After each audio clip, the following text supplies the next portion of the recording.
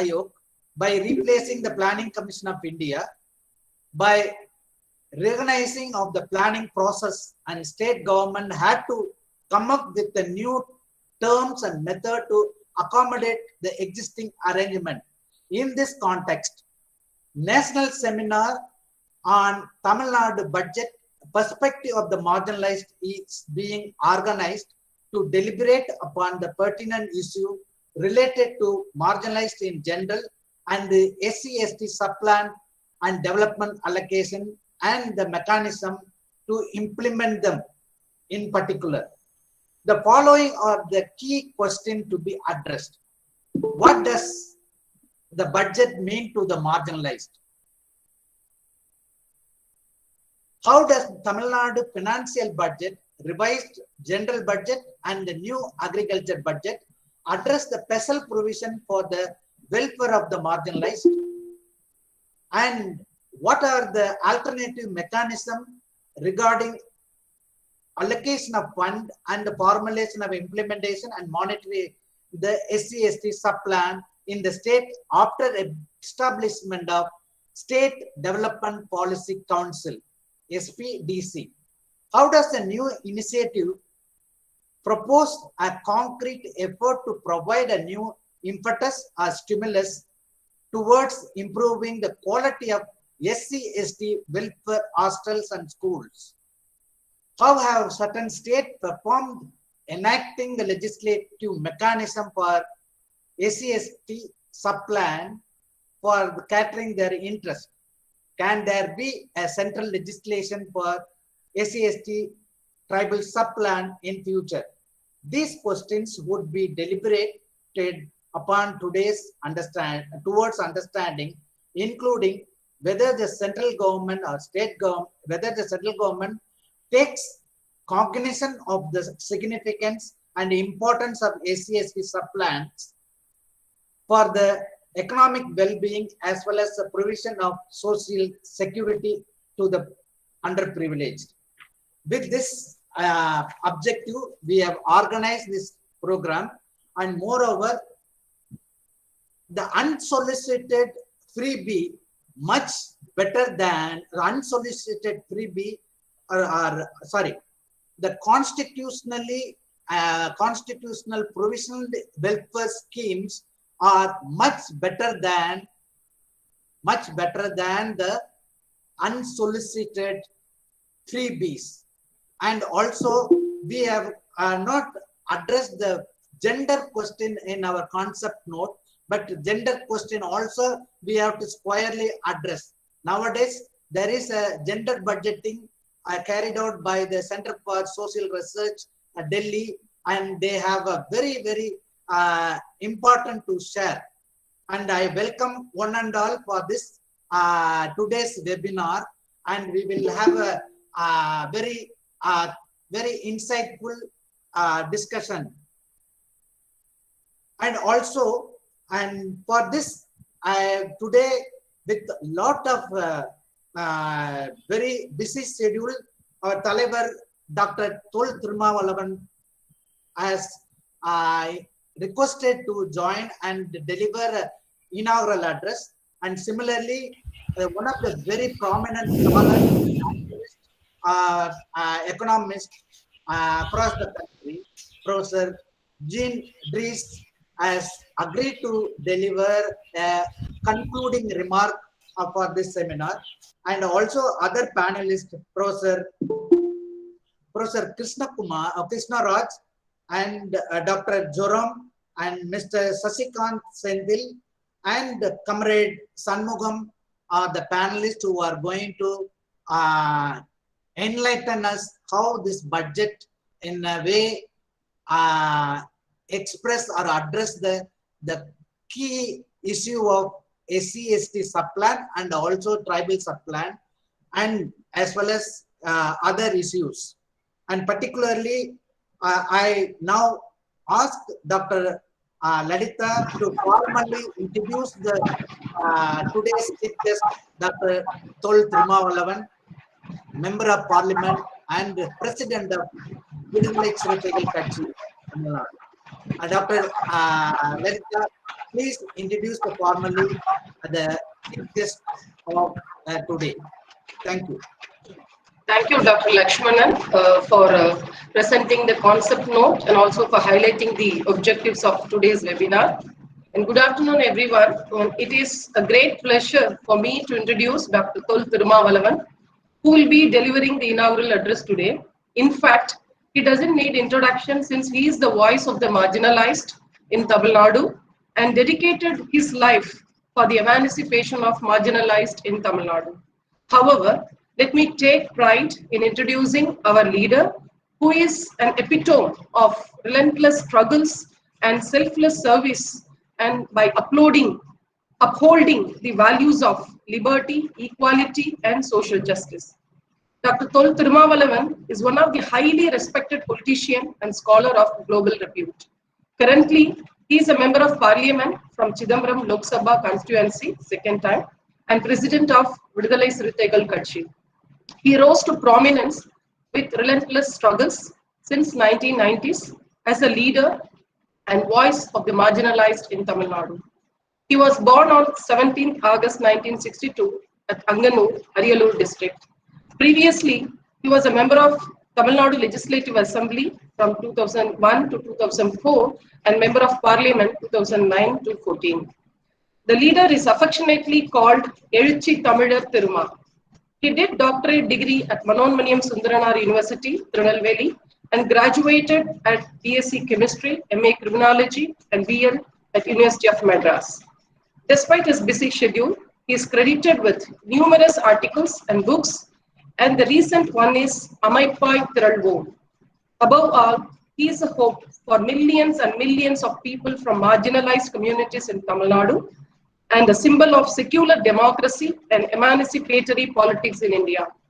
We are extremely happy and privileged to have him today's webinar to inaugurate the same. Also, I deem it my pleasure to introduce Professor Jean Driss to all of you. Professor Jean Driss is a Belgium-born Indian development economist, social scientist, and activist. He has worked on several developmental issues facing India, like social welfare and gender inequality. As academic activist, Driss has made immensely valuable contribution towards lives of millions of underprivileged across the country. He made important contributions to the first draft of India's National Rural Employment Guarantee Act to mitigate the rural distress. He is credited with numerous articles and books, of which some are co-authored with Professor Amartya Sen. His recent publications include An Uncertain Glory, India and Its Contradictions, co-authored with Amartya Sen, and Sense and Solidarity, Jolawala Economics for Everyone in 2017. Professor Jean Driss is currently member, Government of Tamil Nadu Economic Advisory Council. We are immensely happy to have him today's webinar to make the concluding remarks. And now, may I request our Ezhuchi Tamilar Thol Thirumavalavan sir to inaugurate the webinar. Over to you, sir.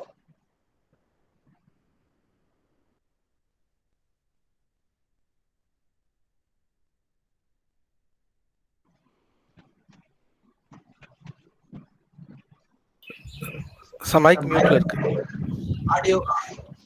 Audio mute. Yeah, okay.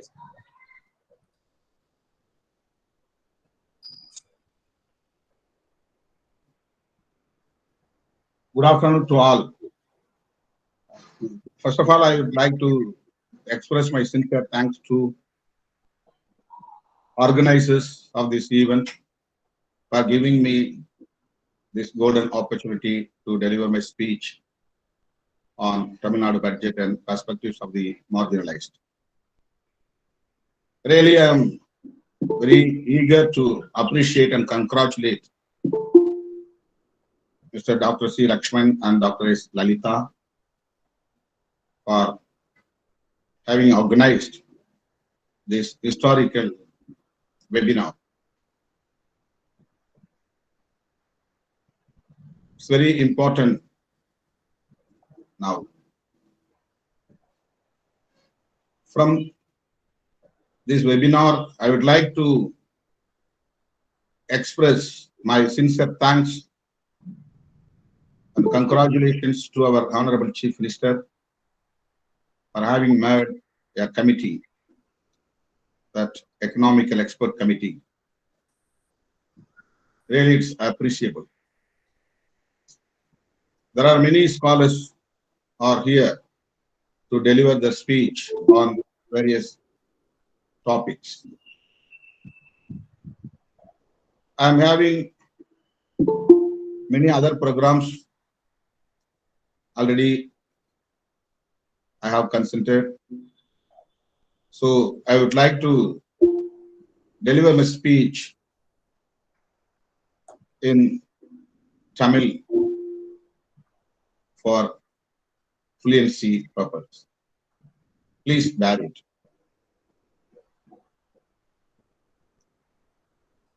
இந்த நிகழ்வை ஒருங்கிணைத்திருக்கிற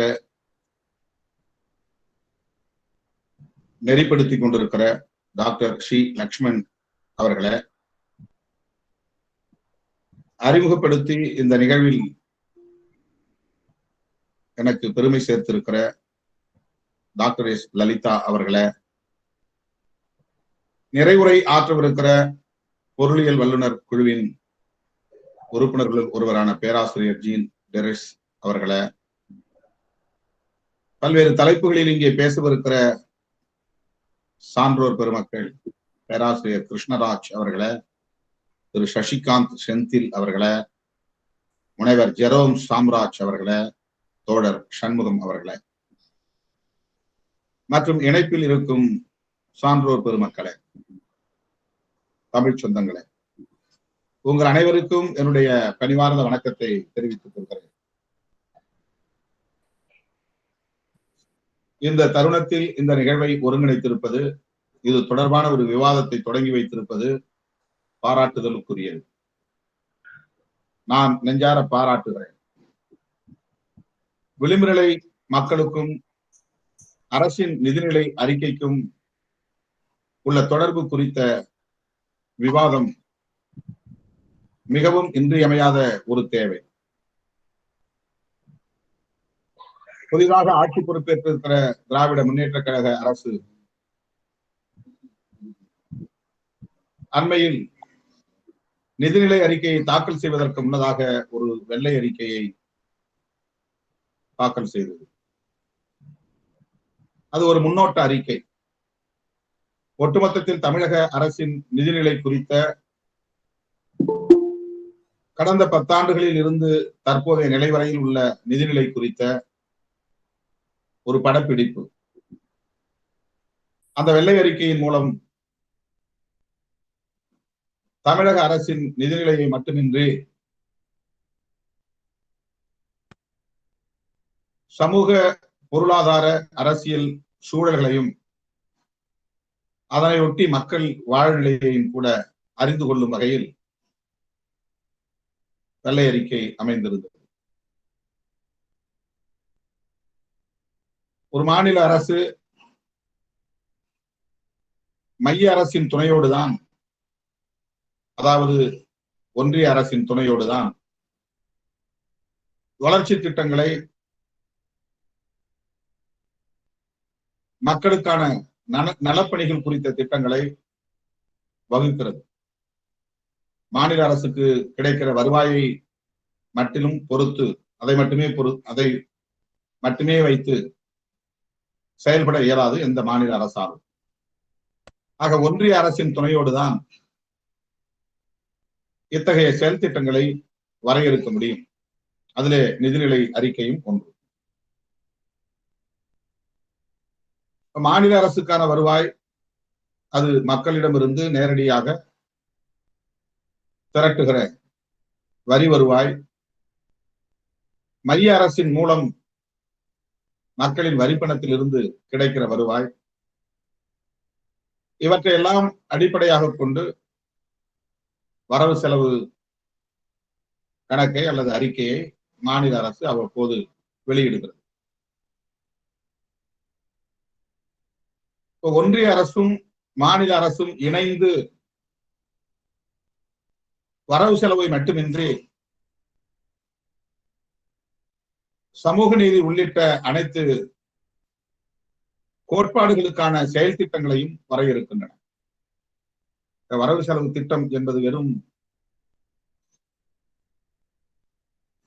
பொருளாதார கணக்கு என்கிற நிலையில் மட்டுமில்லை, ஒட்டுமொத்தத்தில் சமூக மேம்பாடு உள்ளிட்ட அனைத்து கூறுகளையும் உள்ளடக்கியதாகும். ஒரு நிதிநிலை அறிக்கை என்பது சமூக மேம்பாடு குறித்த கொள்கை கோட்பாடுகளோடு தொடர்புடையது. தேச வளர்ச்சியின் கொள்கை கோட்பாடுகளோடு தொடர்புடையது. மக்களின் கலாச்சாரம், பண்பாடு ஆகியவற்றுக்கான கொள்கை கோட்பாட்டோடு தொடர்புடையது. அதன் அடிப்படையில் தான் செலவுக்கான திட்டங்களை மாநில அரசும் ஒன்றிய அரசும் வரையறுக்கின்றன. வருவாய்க்கான வழிமுறைகளை எப்படி அவர்கள் தீர்மானிக்கிறார்களோ அப்படி செலவுக்கான வழிமுறைகளையும் அதற்கான செயல் திட்டங்களையும் அவர்கள் தீர்மானிக்கிற போது அதற்கு பின்னணியில் ஒரு கொள்கை இருக்கிறது என்பதை நாம் அறிவோம். கொள்கை சார்ந்துதான் செலவுகள் வரையறுக்கப்படுகின்றன. இப்ப மாநிலத்தில் இருக்கிற அரசுக்கும் மையத்தில் அல்லது ஒன்றியத்தில் இருக்கிற அரசுக்கும் எத்தகைய கொள்கை கோட்பாடு தேசம் குறித்து, சமூகம் குறித்து, மக்களின் அடிப்படையான வாழ்வாதாரங்கள் குறித்து, அவர்களின் கலை, கலாச்சாரம், பண்பாடு குறித்து எத்தகைய கொள்கை கோட்பாடுகளை கொண்டிருக்கிறார்கள் என்பதிலிருந்துதான் செலவு திட்டங்கள் தீர்மானிக்கப்படுகின்றன. இப்ப ஒன்றியத்தில் உள்ள ஒரு அரசு இன்றைக்கு பாரதிய ஜனதா தலைமையிலான அரசு அது உள்வாங்கி இருக்கிற அல்லது முன்மொழிகிற கொள்கை கோட்பாடுகளில் இருந்துதான் செலவுக்கான திட்டங்களை தீர்மானிக்கிறது.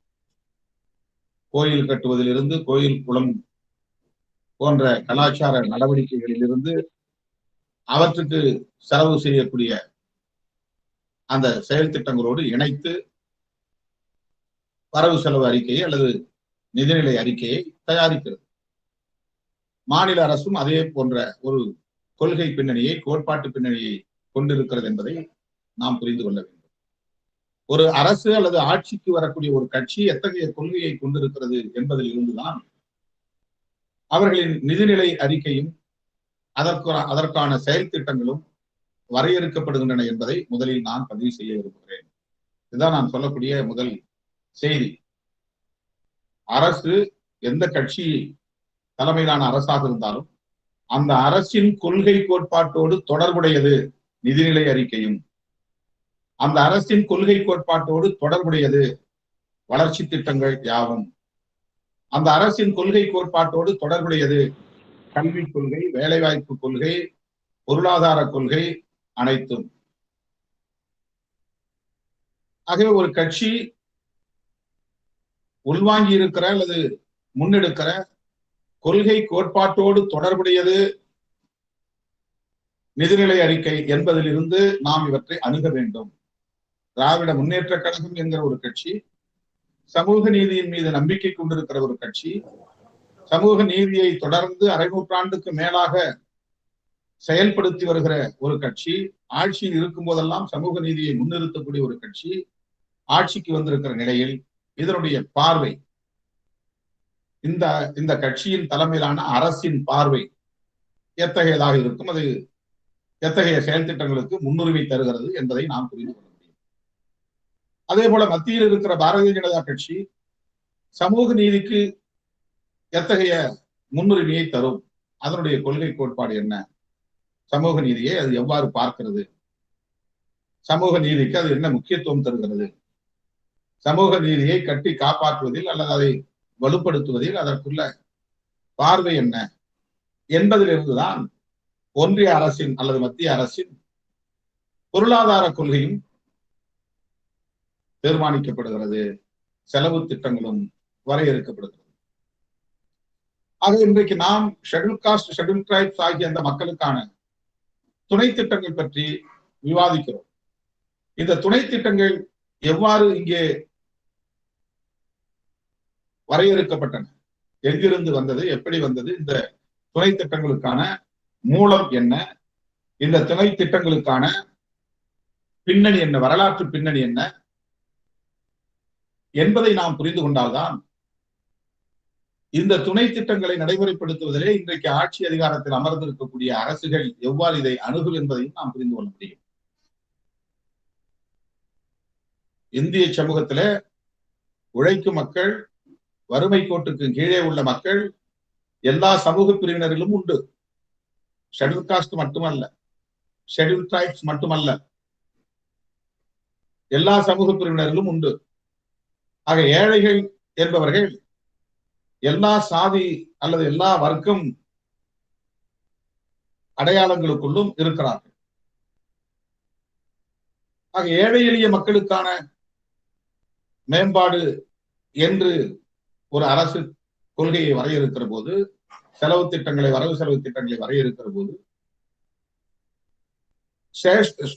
Schedule cost and schedule tribes என்கிற சமூக பிரிவினருக்கு தனியே ஒரு துணை திட்டத்தை கொண்டு வர வேண்டும் என்கிற தேவை எங்கிருந்து எழுகிறது என்பதை நாம் புரிந்து கொள்ள வேண்டும். விளிம்பு நிலை மக்கள் என்று சொன்னால், விளிம்பு நிலை மக்கள் என்பவர்கள் ஏழைகள் என்று புரிந்து கொள்வதா அல்லது அதிகாரம் இல்லாதவர்கள் என்று புரிந்து கொள்வதா?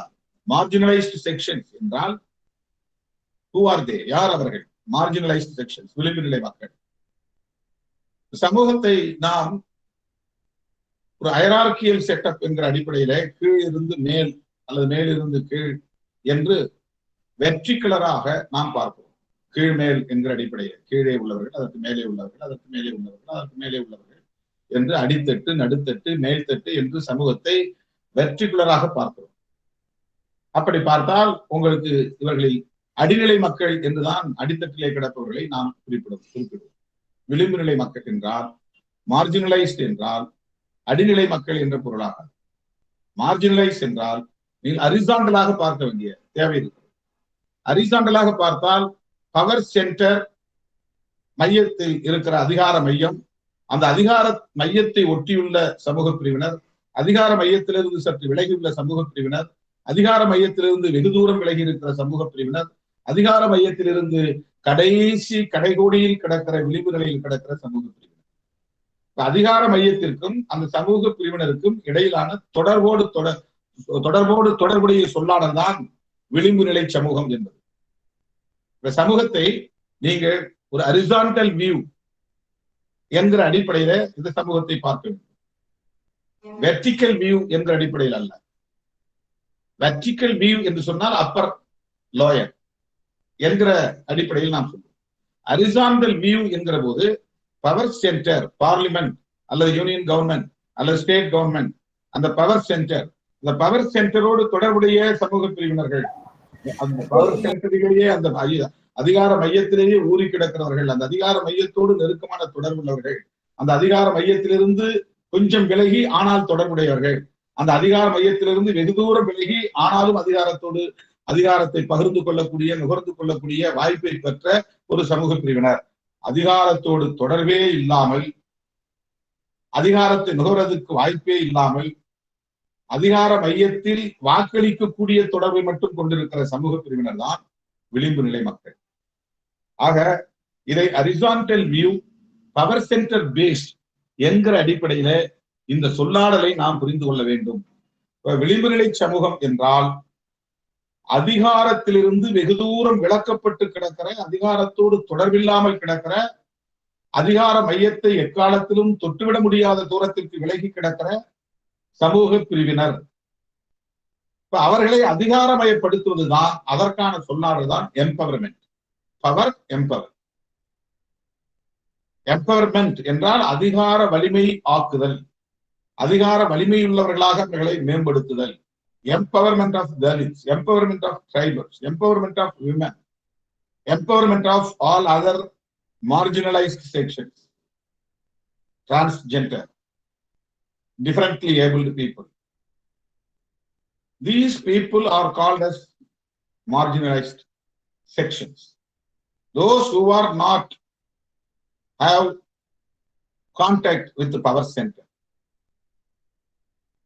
The people, those who are not having share with power. Share, power share. I have no power share. These people are called as marginalized people. இப்ப அதிகாரம் என்பதை மையப்படுத்தி நாம் இதை பார்க்க வேண்டும். அதிகாரத்தை நுகர முடியாத மக்கள், அதிகாரத்தோடு தொடர்பில்லாத மக்கள் யார் என்றால் கல்வி மறுக்கப்பட்டவர்கள், வேலை வாய்ப்பு மறுக்கப்பட்டவர்கள், அதிகாரம் மறுக்கப்பட்டவர்கள்.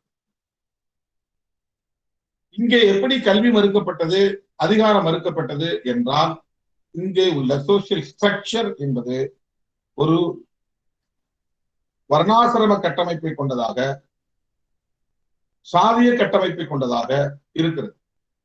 சாதிய கட்டமைப்பை கொண்ட இந்த சமூக அமைப்பில் உயர்ந்தவர்கள் தாழ்ந்தவர்கள் என்கிற ஒரு டிஸ்கிரிமினேஷன், வேறுபாடு உள்ள இந்த சமூக கட்டமைப்பில் தாழ்நிலையில் உள்ளவர்கள் கல்வி மறுக்கப்பட்டார்கள், அதனால் அதிகாரம் மறுக்கப்பட்டார்கள். சராசரியான சிவில் உரிமைகள் மறுக்கப்பட்டன. சிவில் உரிமைகள் மறுக்கப்பட்டவர்கள், கல்வி மறுக்கப்பட்டவர்கள், அரசு அதிகாரம் பகிர்ந்து கொள்ள வாய்ப்பு இல்லாமல் அந்த வாய்ப்பு பறிக்கப்பட்டவர்கள், இவர்கள் யார் என்று பார்த்தால் இந்த சமூக கட்டமைப்பில் பெரும்பாலும் schedule cost and schedule tribes. Schedule cost and schedule tribes.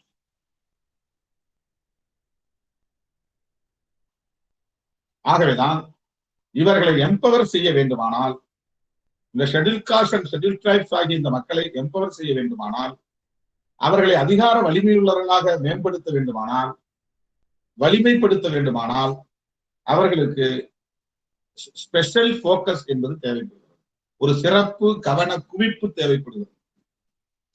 ஒரு சிறப்பான கவன குவிப்பு தேவை என்பதிலிருந்து உருவானதுதான் மரியாதைக்குரிய மறைந்த PS கிருஷ்ணன் அவர்கள் SCST prevention of atrocities act உருவாவதற்கும், சிறப்பு உட்கூறுகள் திட்டம் உருவாவதற்கும் மிகப்பெரிய அளவிலே பங்களிப்பு செய்தவர். 1975 இந்திரா காந்தி அம்மையார் ஆட்சி இருந்த காலத்தில் இது குறித்து விரிவாக பேசப்பட்டது.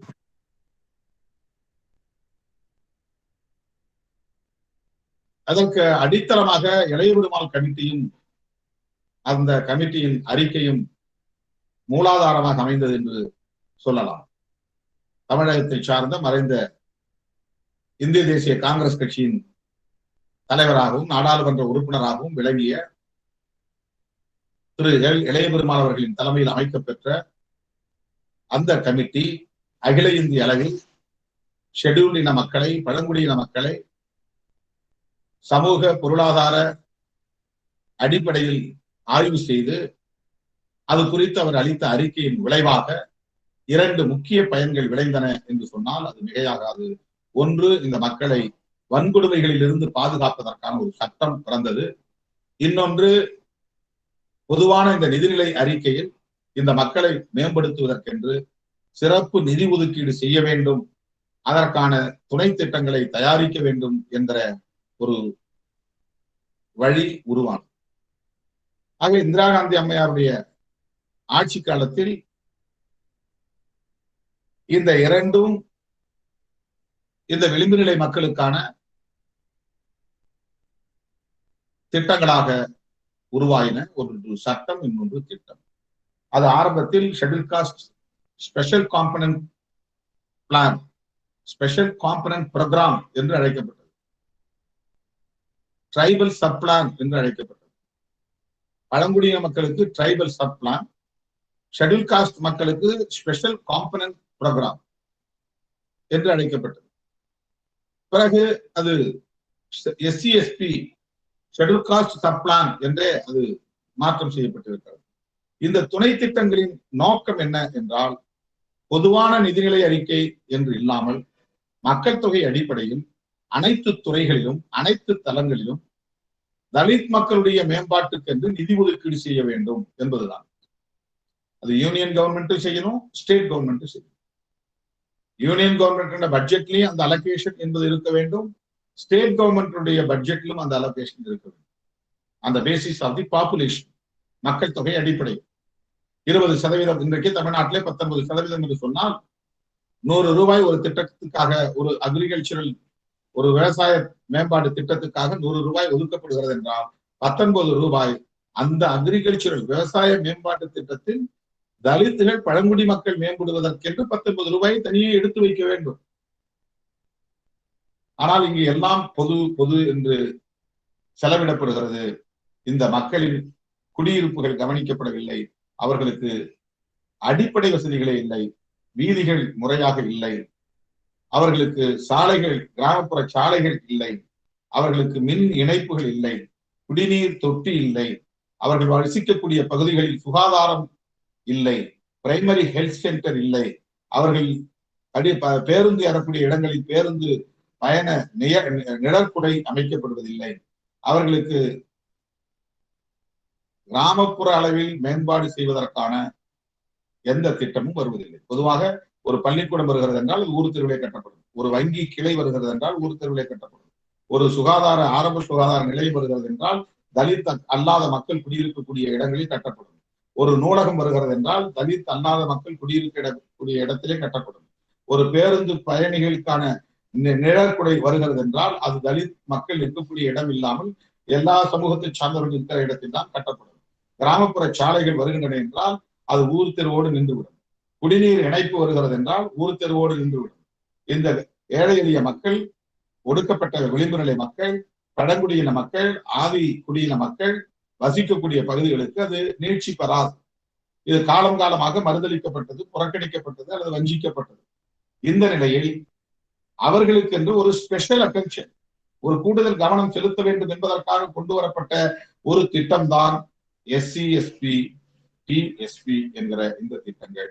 இந்த திட்டங்களை கருத்தில் கொண்டு மைய அரசு போதிய நிதியை ஒதுக்கீடு செய்கிறதா என்றால் இல்லை.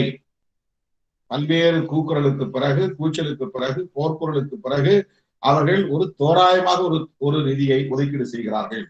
15% தலித்துகளுக்கும், 7.5% பழங்குடியின மக்களுக்கும், 22.5% இன்றைக்கு நடைமுறையில் இருக்கிற இடஒதுக்கீட்டின் அடிப்படையில் மக்கள் தொகை என்பது கூடுதலாக இருக்கிறது, அது வேறு. ஆனால் ஏற்கனவே எடுக்கப்பட்ட மக்கள் தொகை கணக்கெடுப்பின்படி அரசு ஏற்றுக்கொண்ட மக்கள் தொகை என்பது 15+7.5 அது யூனியன் கவர்மெண்ட், 18+1 அது ஸ்டேட் கவர்மெண்ட். இந்த அடிப்படையில் பொது வரவு செலவு அறிக்கையில, அந்த நிதிநிலை அறிக்கையில மக்கள் தொகை அடிப்படையில் இவர்களுக்கான நிதியை ஒதுக்கீடு செய்து அந்த நிதியில் இருந்து மேம்பாட்டு திட்டங்களை கொண்டு வர வேண்டும். அடிப்படை வசதிகளை பெருக்க வேண்டும். கல்வி, வேலைவாய்ப்பு போன்றவற்றுக்கான அடிப்படை பணிகளை மேற்கொள்ள வேண்டும். இதற்காகத்தான் இந்த SC ST TSP என்கிற துணை திட்டம் கொண்டு வரப்பட்டது. ஆனால் இது குறித்த விழிப்புணர்வு ஆட்சி அதிகாரத்தில் உள்ளவர்களுக்கு இல்லை என்பது ஒருபுறம். அப்படியே இருந்தாலும் அதை முழுமையாக நடைமுறைப்படுத்த வேண்டும் என்பதில் கூடுதல் ஆர்வம் இல்லை, தீவிரமான ஆர்வம் இல்லை என்பதும். அடிப்படையில் பிஜேபி போன்ற கட்சிகளுக்கு சமூக நீதியின் மீதே நம்பிக்கை இல்லை என்பதால் அந்த சமூக நீதி கோட்பாட்டை அவர்கள் அழித்தொழிக்க வேண்டும் என்கிற கருத்து கொண்டவர்கள் என்பதால் எக்கனாமிக்கலி வீக்கர் செக்ஷன் என்கிற பெயரில் பொருளாதாரத்தை அளவுகோலாக கொண்டு ஒரு சமூக பிரிவினருக்கு இடஒதுக்கீடு தர வேண்டும் என்கிற ஒரு நிலையை ஏற்படுத்தி சட்டம் கொண்டு வந்து அவர்களுக்கு இடஒதுக்கீட்டை வழங்கியிருக்கிறார். இந்த இடஒதுக்கீட்டை வழங்கியது முன்னேறிய சமூகத்தினரின் நலன்களுக்காக அல்ல, சமூக நீதி என்கிற கோட்பாட்டின் அடிமடியில் கை வைப்பதற்காகத்தான், அந்த கோட்பாட்டையை சிதைக்க வேண்டும் என்பதற்காகத்தான், அந்த கோட்பாட்டுக்கான வலிமையை நீர்த்து போக செய்வதற்காகத்தான், அந்த கோட்பாட்டுக்கு என்று இருக்கக்கூடிய கண்டென்ட், அதுல என்ன அந்த கோட்பாட்டில் இருக்கக்கூடிய மெயின் கண்டென்ட் என்னவோ அதை டைல்யூட் செய்ய வேண்டும் என்பதுதான் அவர்களின் நோக்கம். ஆகவேதான் எக்கனாமிக்கலி வீக்கர் செக்ஷன் என்கிற ஒரு சமூக பிரிவை அவர்கள் வலிந்து உருவாக்கி 10% அவர்களுக்கு இடஒதுக்கீட்டை வழங்குகிற ஒரு முயற்சியை மேற்கொண்டிருக்கிறார்கள். எனவே சமூக நீதியின் மீது நம்பிக்கை உள்ள ஒரு அரசு இருந்தால் அந்த அரசு அதை நடைமுறைப்படுத்துவதற்கு empowerment of Dalits, empowerment of tribals என்கிற அந்த அணுகுமுறையின் அடிப்படையில போதிய நிதியை ஒதுக்கீடு செய்வார்கள், போதிய செயல் திட்டங்களை வரையறுப்பார்கள். நாடு விடுதலை பெற்று இத்தனை 10 ஆண்டுகளை கடந்திருக்கிற நிலையில் 1975 என்று கணக்கு கொண்டால் கூட ஏறத்தாழ 45 ஆண்டுகள் கடந்துள்ள நிலையில் இன்னும் இந்த துணை திட்டங்களின் நோக்கம் நிறைவேறவில்லை. இந்த துணை திட்டம் என்பது முழுமையாக நடைமுறைப்படுத்தப்படவில்லை என்பதுதான் யதார்த்தமான உண்மை. அது தமிழ்நாட்டுக்கும் பொருந்தும், இன்றைய பட்ஜெட்டுக்கும் அது பொருந்தும். இன்றைய பட்ஜெட்டில் பொதுவாக ஒரு குறிப்பிட்ட தொகை ஒதுக்கீடு செய்யப்பட்டிருக்கிறது என்பதை தவிர, அந்த திட்டத்தின் அடிப்படையில், அந்த சமூக நீதி பார்வையின் அடிப்படையில், இந்த துணை திட்டத்தின் நோக்கங்களை அடிப்படையாக கொண்டு நிதி ஒதுக்கீடு செய்திருக்கிறார்கள் என்று நாம் உறுதியாக சொல்ல இயலாத ஒரு நிலை இருக்கிறது. ஆந்திரா, கர்நாடகா, தெலங்கானா ஆகிய மாநிலங்களில் SC/ST, TSP ஆகியவற்றுக்கு தனியே சட்டம் கொண்டு வரப்பட்டிருக்கிறது. இந்தியாவில் வேறு எந்த மாநிலத்திலும் இல்லை. ஆனால் தென்னிந்திய மாநிலங்களில் ஆந்திராவிலும், கர்நாடகாவிலும், தெலுங்கானாவிலும் 3 மாநிலங்களில் மட்டும் SC/ST, TSP ஆக்ட் என்கிற ஒரு சட்டத்தை கொண்டு வந்திருக்கிறார்கள். இந்த வெபினார் மூலம் நீங்கள் ஒரு தீர்மானத்தை நிறைவேற்ற வேண்டும், தமிழக அரசுக்கு கோரிக்கை விடுக்க வேண்டும், இது தொடர்பாக ஒரு சட்டத்தை விரைவாக இயற்ற வேண்டும் என்கிற தீர்மானத்தை முன்மொழிய வேண்டும் என நான் வேண்டுகோள் விடுத்து, நீங்கள் எடுக்கிற முயற்சிகளுக்கு விடுதலை சிறுத்தைகள் கட்சி உற்ற துணையாக இருப்போம் என்பதை சுட்டிக்காட்டி, தோழமை கட்சி என்கிற அடிப்படையிலே திராவிட முன்னேற்ற கழக அரசின் பார்வைக்கு இதற்கென்று தனிச்சட்டத்தை கொண்டு வர வேண்டும். இந்த சட்டத்தின் அடிப்படையில் முழுமையாக இந்த திட்டத்தை நடைமுறைப்படுத்தக்கூடிய செயல் திட்டங்களை வரையறுக்க வேண்டும், போதிய நிதியை ஒதுக்கீடு செய்ய வேண்டும் என்று வலியுறுத்துவோம். உங்கள் முயற்சிகளுக்கு துணை நிற்போம் என்பதை மீண்டும் ஒரு முறை சொல்லி வாய்ப்புக்கு நன்றி கூறி நிறைவு செய்கிறேன். நன்றி, வணக்கம். நன்றி, மிக்க நன்றி சார். தலைவர் அவர்களுக்கு மனமார்ந்த நன்றி. மிக ஆகச்சிறந்த ஒரு ஆய்வு அறிக்கையை போல தன்னுடைய அனுபவத்திலும் தன்னுடைய அறிவு நுணுக்கத்திலும் மிக எளிமையாக பாமர மக்களுக்கும் இந்த துணை திட்டம் பற்றி சென்றடையக்கூடிய அளவிற்கு உரையாற்றியிருக்கிறீர்கள். மிக்க மகிழ்ச்சி. உங்களுடைய துவக்கம் ஒரு மிக சிறந்த விவாதத்தை உருவாக்கும் என்று நம்புகிறோம். அந்த வகையில் இப்பொழுது நாம் இங்கு அழைக்கப்பட்டிருக்கின்ற சிறப்பு விருந்தினர்கள், ஆய்வாளர்கள் தங்களுடைய கருத்துக்களை முன்வைக்க நான் அழைக்கிறேன். முதலாவதாக, first I will invite the delegate today, the panelist today, to talk about the important issues on the thematic concern. And I welcome Professor Krishna Raj. Professor Krishna Raj is at the Center for, I am giving an introduction. Please, sir. Yeah. Professor Krishna Raj is at the Center for Economic Studies and Social Economic Studies and Policy, Institute of Social and Economic Change, Bangalore, ISEC. He has obtained the PhD in economics from University of Mysore. Budget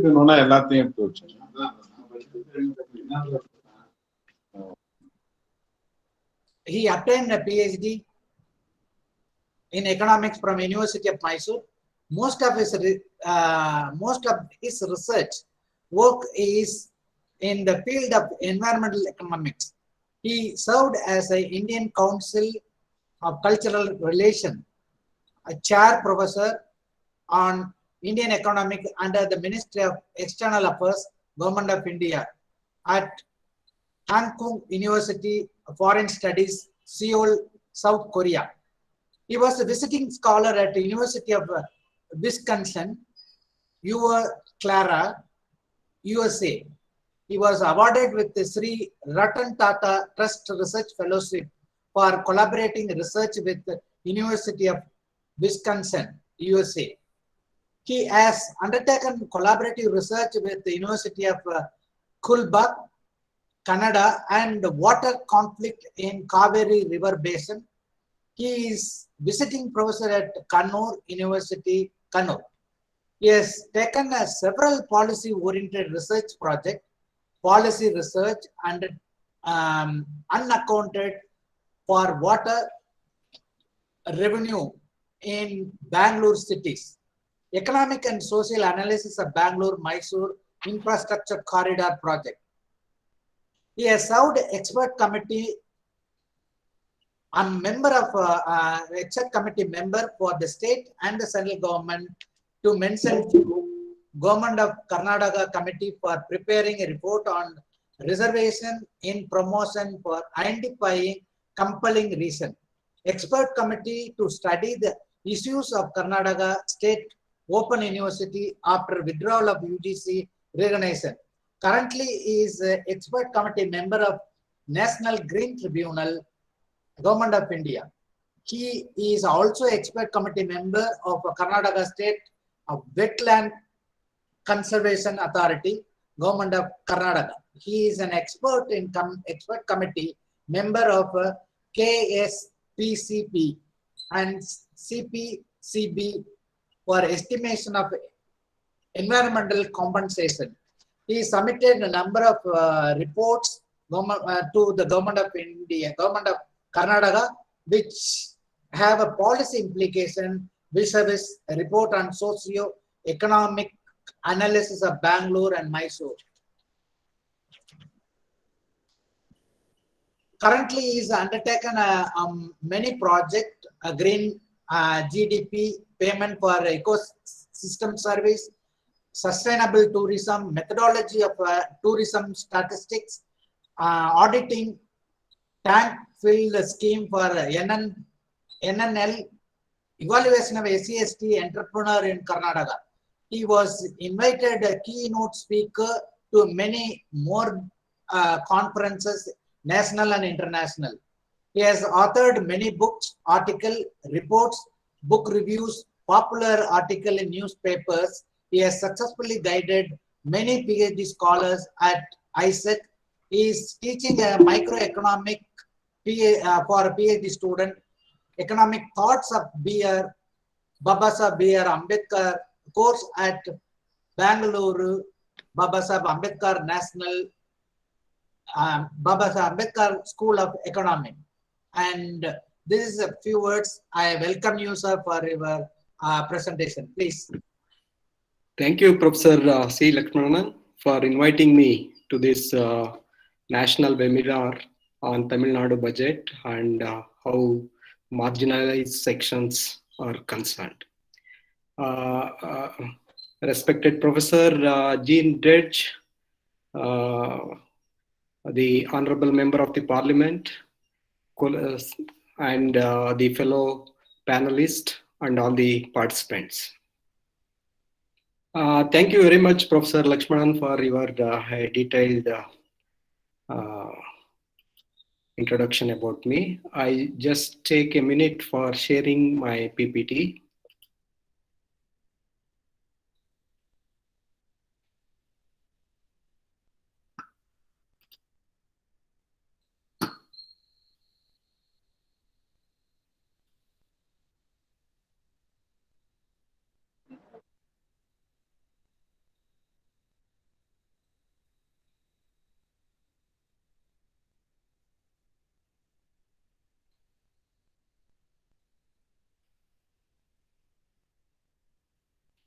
Can you see my PPT? Yes, yes. Yes, sir. Yes, sir. I can see. No, no. My Now, PPT? now it is okay. Now it is okay. Yeah. Go ahead. Okay, 1 minute.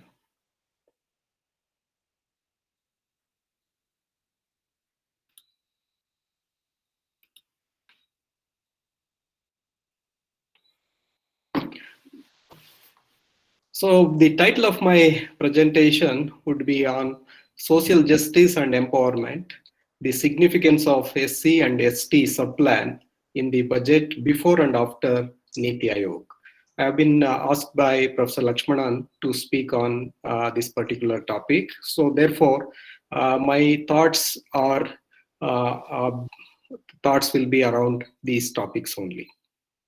So the outline of my presentation is structured like this: the role of budget in social justice and empowerment, social justice and empowerment in the context of Constitution of India, empirical approach to economic development of SCs and STs, India's economic development since independence, the context of SCs and STs development, the price of economic inequality in India, social and economic status of SCs and STs in India, And finally, I'll be speaking on affirmative action by the central and state government.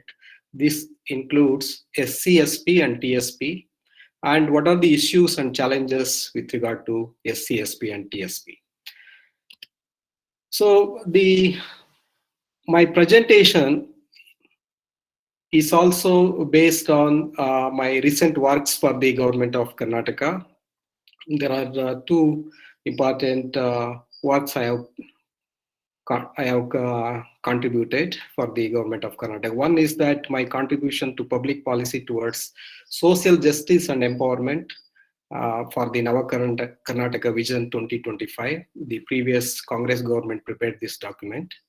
And the second important report I contributed for the government of Karnataka is that I was one of the experts committee member for the preparation of report on reservation in promotion under the chairmanship of Srimati Ratnaprabha to identify the compelling reasons for extending the reservation.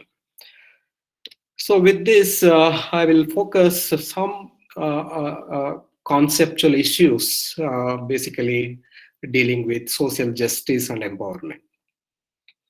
Social justice is a key concept in the theory and practice of affirmative action.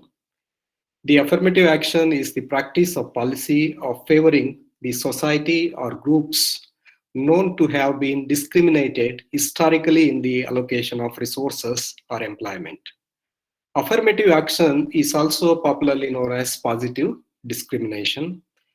So most of the Professor Jean Dredd's work is on these affirmative actions, including Professor Amartya Sen. Social justice demands justice in terms of the distribution of wealth, opportunities, and privileges within a society. Social justice also encompasses economic justice in the form of equal rights, equal opportunities, and equal treatment. The fair and compassionate distribution of the fruits of economic growth in favor of these sections of the people. This can be achieved through the important role played by the state in economic development of downtrodden. Central and state budgets absolutely play an important role in ensuring social justice and empowerment given the context of the economic policies the state is pursuing under the capitalism. So what is the context in which the social justice and empowerment is enshrined?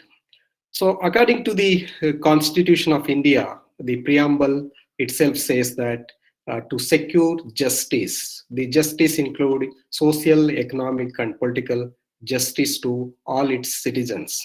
When it comes to the directive principle section 15.1 15/4, it observes that subsection 4 observes that promotion of educational and economic interest of scheduled castes, scheduled tribes, and other weaker sections are embedded in the constitution.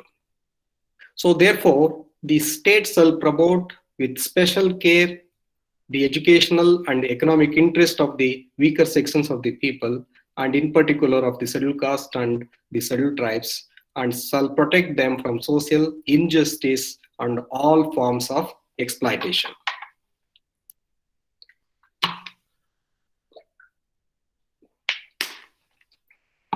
So how a state can achieve economic development with social justice and empowerment of SC/ST?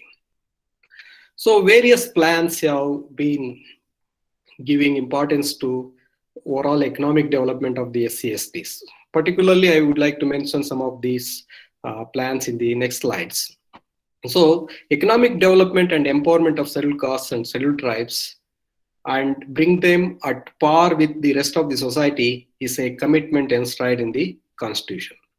This is to be done by adopting the approach of social justice to ensure equal rights, access to benefits and resources, and empowerment to enable them to develop their potential and capacities as agents of social change through the process of planned development. The empowerment includes Government policies should empower people to maximize their capacities, resources, and opportunities. Social empowerment is especially through educational development. Economic empowerment is through employment and income generation activities and alleviation of poverty.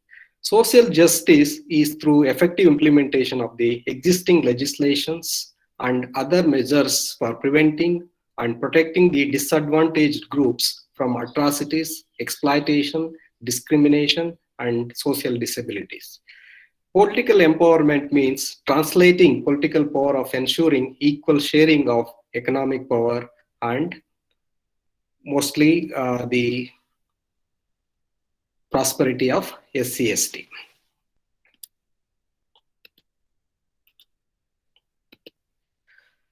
When we talk about sharing of economic prosperity among SCSTs, one could look at what are the resources which can be available for the distribution and also access to the SCST. So for economic development of any country, people needs to maximize their capacities, resources, and opportunities. How they can maximize their resources and opportunities and capacities. So economic development involves three important resources or capitals. They play an important role in any economic development of any country. So these resources including natural capital, human capital, and man-made capital. So the wealth of the country, if you take man-made capital, natural capital, and human capital, so wealth is a function of all these three capitals divided by the total population, we'll get the per capita wealth. These natural resources, how they are being allocated and accessed plays an important role. Natural resources or capital includes the renewable and non-renewable resources such as forest, water, land, common property resources, even grazing land, rivers, minerals, and oils. Human resources are capitals, the skills, knowledge, and experience possessed by an individual or population viewed in terms of their value or cost to a country. Human capital is important because it is pursued to increase productivity and thus profitability. And man-made resources or capital is a wealth as in money or property owned or accumulated by an individual under partnership or cooperation, used or available for use in the production for more wealth. That is considered as capital formation. This includes all physical infrastructure such as buildings, roads, machinery used to produce goods and services. This may be physical manifestation of information, techniques, and knowledge required to produce goods and services.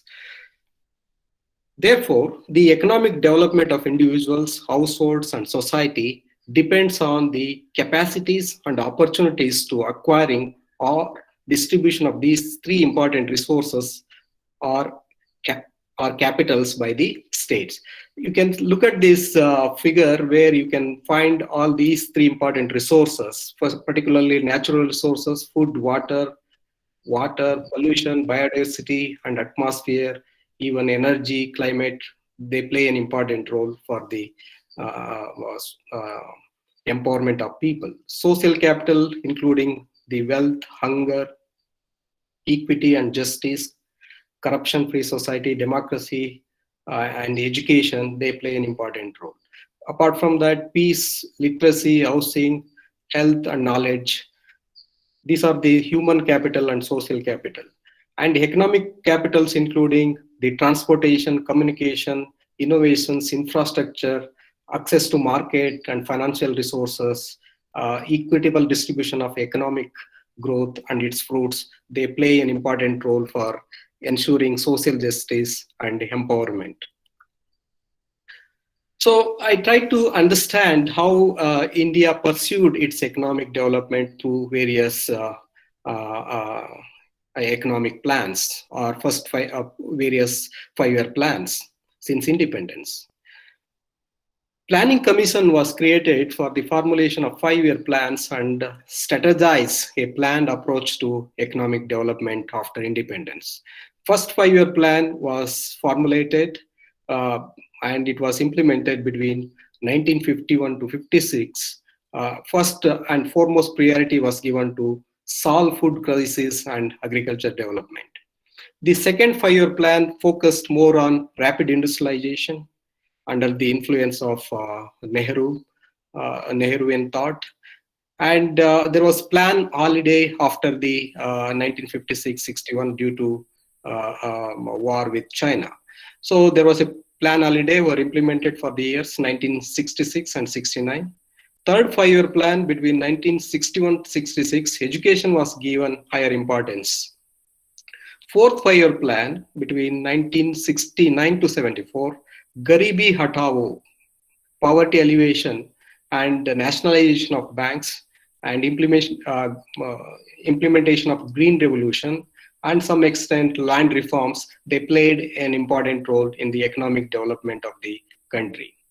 Fifth 5-year plan between 74-79, it focused mainly on employment generation, poverty reduction and justice. And later it was a rolling plan was introduced between 78 and 80. Later in the sixth 5-year plan, 1980-85, modernization of technology was received boost, control of population, poverty and unemployment. So at this stage, the SCSP and TSP plan was evolved and strategized. Later, in the seventh 5-year plan between 85-90, accelerated food grains production, agriculture productivities were prioritized. By that time, in the eighth plan started, the government of India has started implementing economic reforms. The eighth 5-year plan started with economic reforms, liberalization, privatization, and globalization policies, accelerate growth and improve quality of life.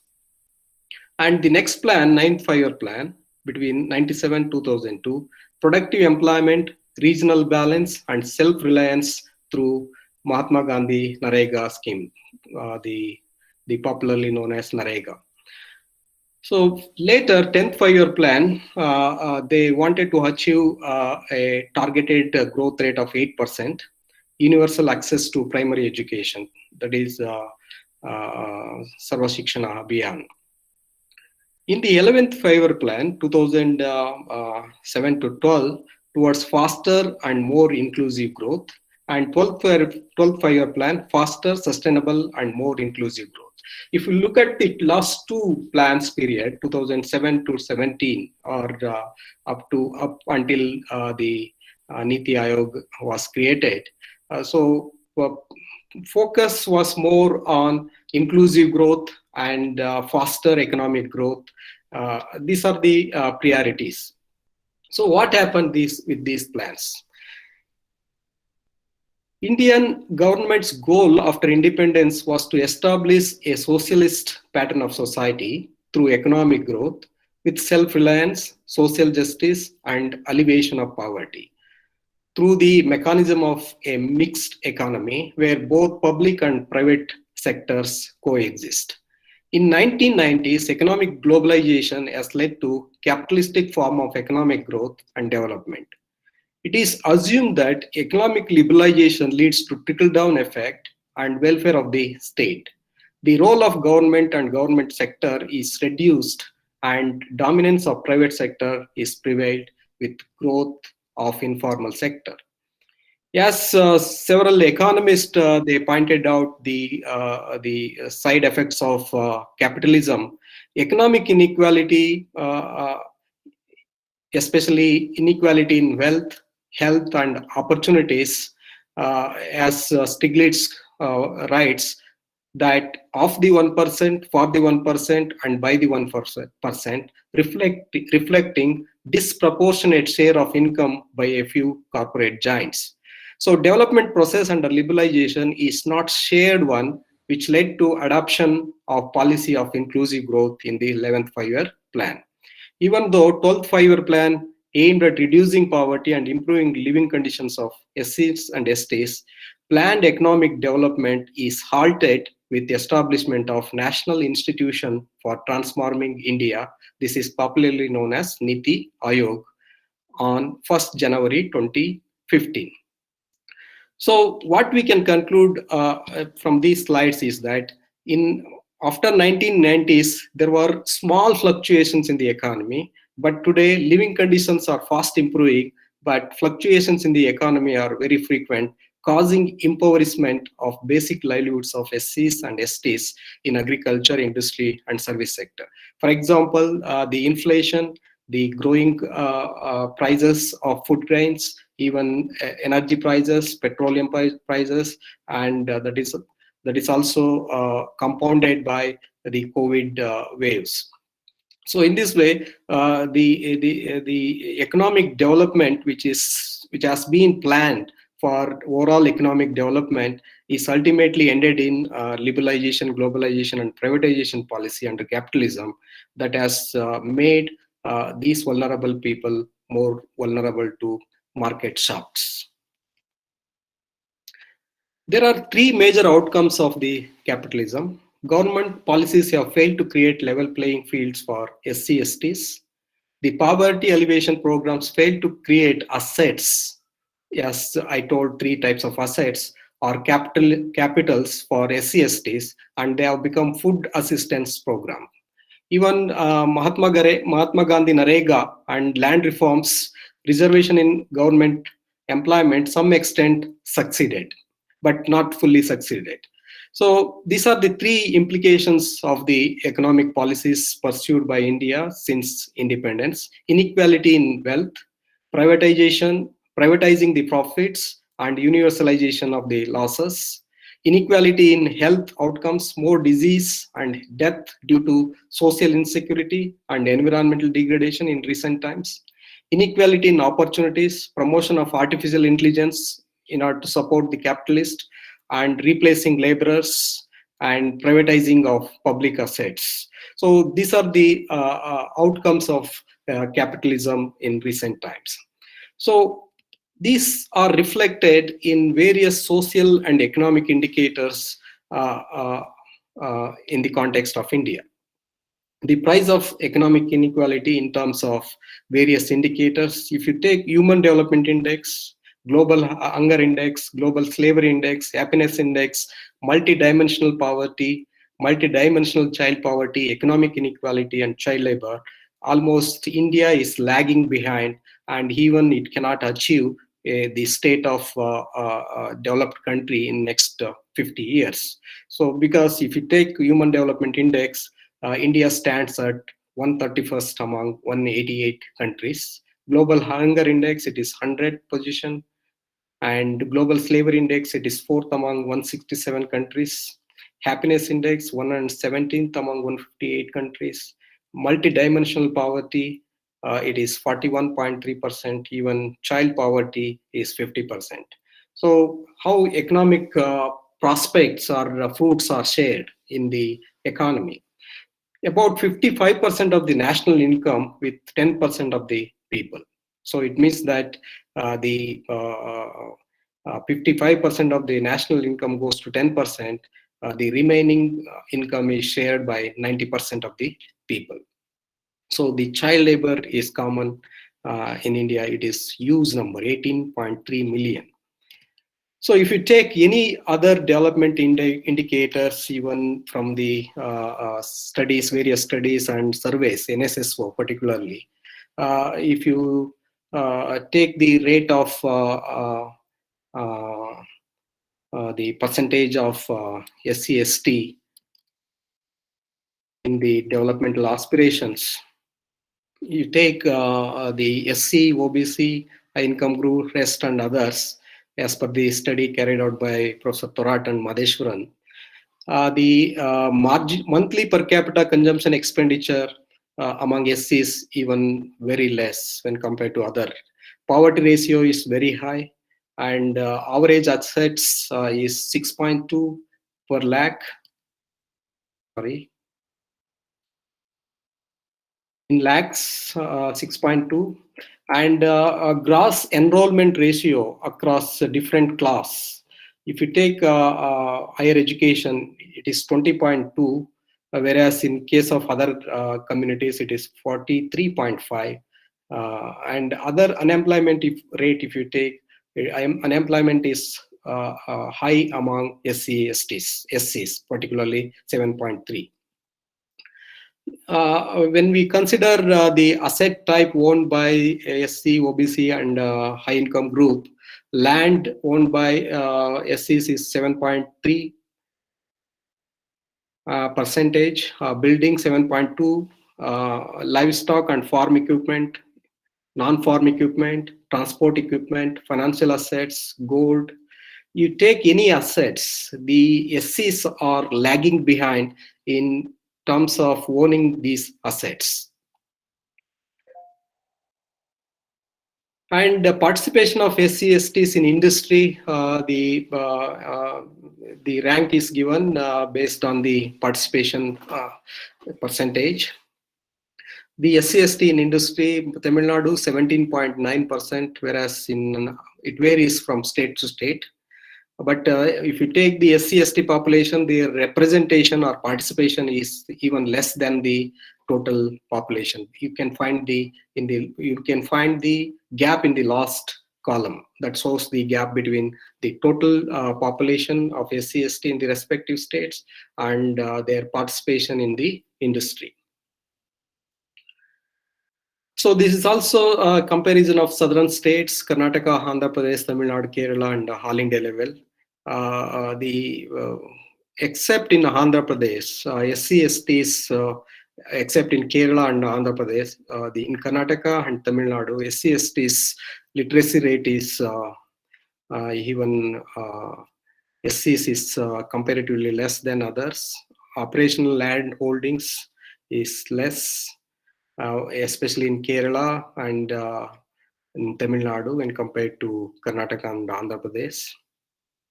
And poverty is, in Karnataka, it is very high, 33.2%, whereas in Andhra, it is 12.2%, in Tamil Nadu, 19%, in Kerala, it is 16%, all India level, it is 29%.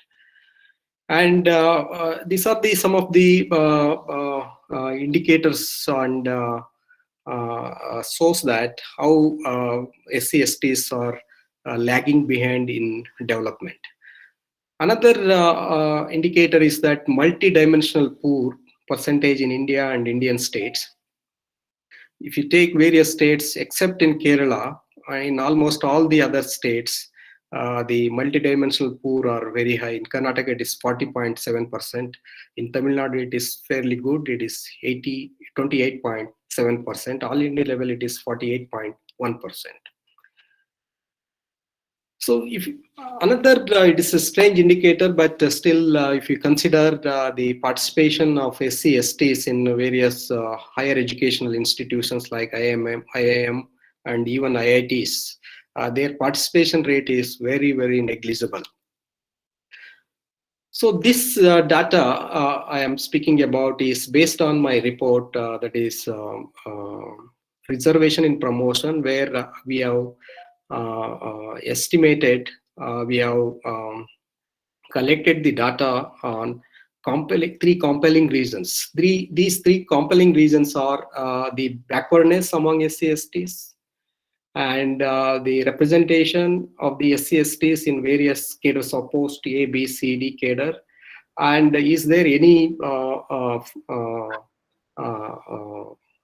impact on overall efficiency of the administration. So when I have collected data for various departments, 31 departments for 31 years, and we have taken the total posts of 7,45,000 posts we verified. And of these total posts, the total filled up post is 5,23,574. And percentage of to the total sanction post is 70.22. The percentage of SC/STs out of 15% of constitutional reservation, if you take various departments, the reservation, even though it is provided 15%, but their representation is less than 15%. You take any departments except one department. And percentage of ST is also same. And in recent years in Karnataka, the government has included many costs to the SC category. Therefore, in some departments, the percentage is relatively high. Sir, how many slides left, sir? Within 5 to 6 slides, I will complete. Okay, okay. Thank you, sir. Thank you. Sorry for interruption. Yeah. So if you take department-wise SC/ST officials to the total sanction post in 2016, various departments, this gives the same idea as I explained. And this slide speaks about the cadre-wise representation. If you take cadre-wise representation, the representation in cadre A is less than the even cadre D or C. So that shows that even though government of India and Karnataka, they ensures constitutional reservation of 15%, their representation is inadequate even today. Their participation is less. In B cadre, it is also less, and in C cadre, in some extent, it is also good, but less than 15%. But in case of D cadre, where all these people, SC/STs, are participating very highly. This shows that their educational background, poverty, and other social economic background in which they are pushed to the grade D, they are occupying these type of manual laborer posts.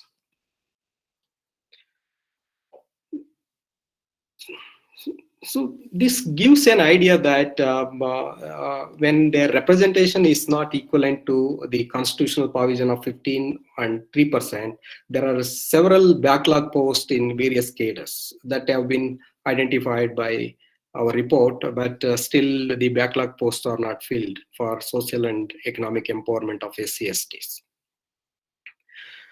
So in recent years, you know that especially after the sixth plan, there is a scheduled caste and scheduled tribe plan was implemented in order to ensure social justice and empowerment.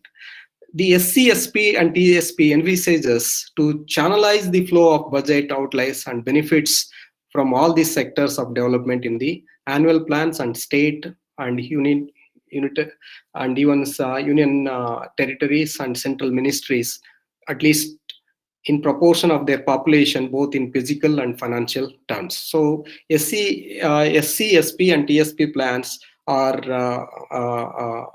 mooted or planned or strategized based on the total population of SC/STs in the respective states. So the Ministry of Finance has also issued various guidelines based on the Narendra Jadhav Committee recommendations in allocation of SC/ST schemes and also budget. Narendra Jadhav Committee recommends allocation of SC and STs 4.62% and 2.3% of the total budget expenditure for SC, SP, and TSP, respectively, at least half of the population of the state, based on the half of the population of the state. So these SC, SP funds earmarked for the SC/ST development, even this committee recommended to create a separate account, ADOF account, that is 789, and for SC/SP, and TSP it is 796. So for the protection of these fund for the guided activities, or for allocating of these finances, budgetary finances for the said SC/SP development. But still these finances are being diverted at various levels, because I have taken several projects on evaluation of SC/ST schemes that shows that under deemed expenditure, the SC/ST funds are misutilized or diverted. This table gives an idea before and after the Niti Aayog is established, how fund flow to the SC, SC, SP and TSP schemes are. That is the reflection of how government is serious about SC development. If you look at the total allocation of SCs during various years up to 2021, total allocation of SCs for SCs, it is in crores, and amount mandated by the policy as per the Narendra Jadhav committee, the allocation is much below the standard practice. If you look at in 2014 and 15, it was 2.87% against 4.5%. The same way, in 2015 and 16, the Niti Aayog was established. It was further reduced from 2.87 to 1.74. The trend continues like that, 1.96. Later, it was increased to 2.50. Now it has been reduced to 2.31, 2.75, 2.73. In the case of STs also, the allocation is much below the standard recommendation made by the Jadhav committee. It is around 2.5%, but the allocation is less than that, 1.84, like that. So Narendra Jadhav committee recommends that ministries are required to spend at least half of the share of SCs, 8.3, and STs 4.3 in population of their expenditure on central sector and central sponsored schemes on the welfare of SCs and STs. So the gap in allocation is very, very visible in SC/ST allocation of fund by the both central and state government, but this figure shows the central government allocation. Required amount is for SC 6.20, ST 3.28, total 9.49. Budget allocation is around 3.11. ST it is 2. The total is 5.11. Gap in allocation is 3.10. If you take the required amount minus budget, you will get that figure, A minus B. And ST 1 minus 1.28 and total 4.38. Targeted schemes and non-targeted schemes, if you take, and there is a huge gap also. So totally, there is a gap in allocation of SC/SP fund for SC/ST development. This gap is 5.04 in case of SCs and 2.47 in STs. Total gap is 7.51.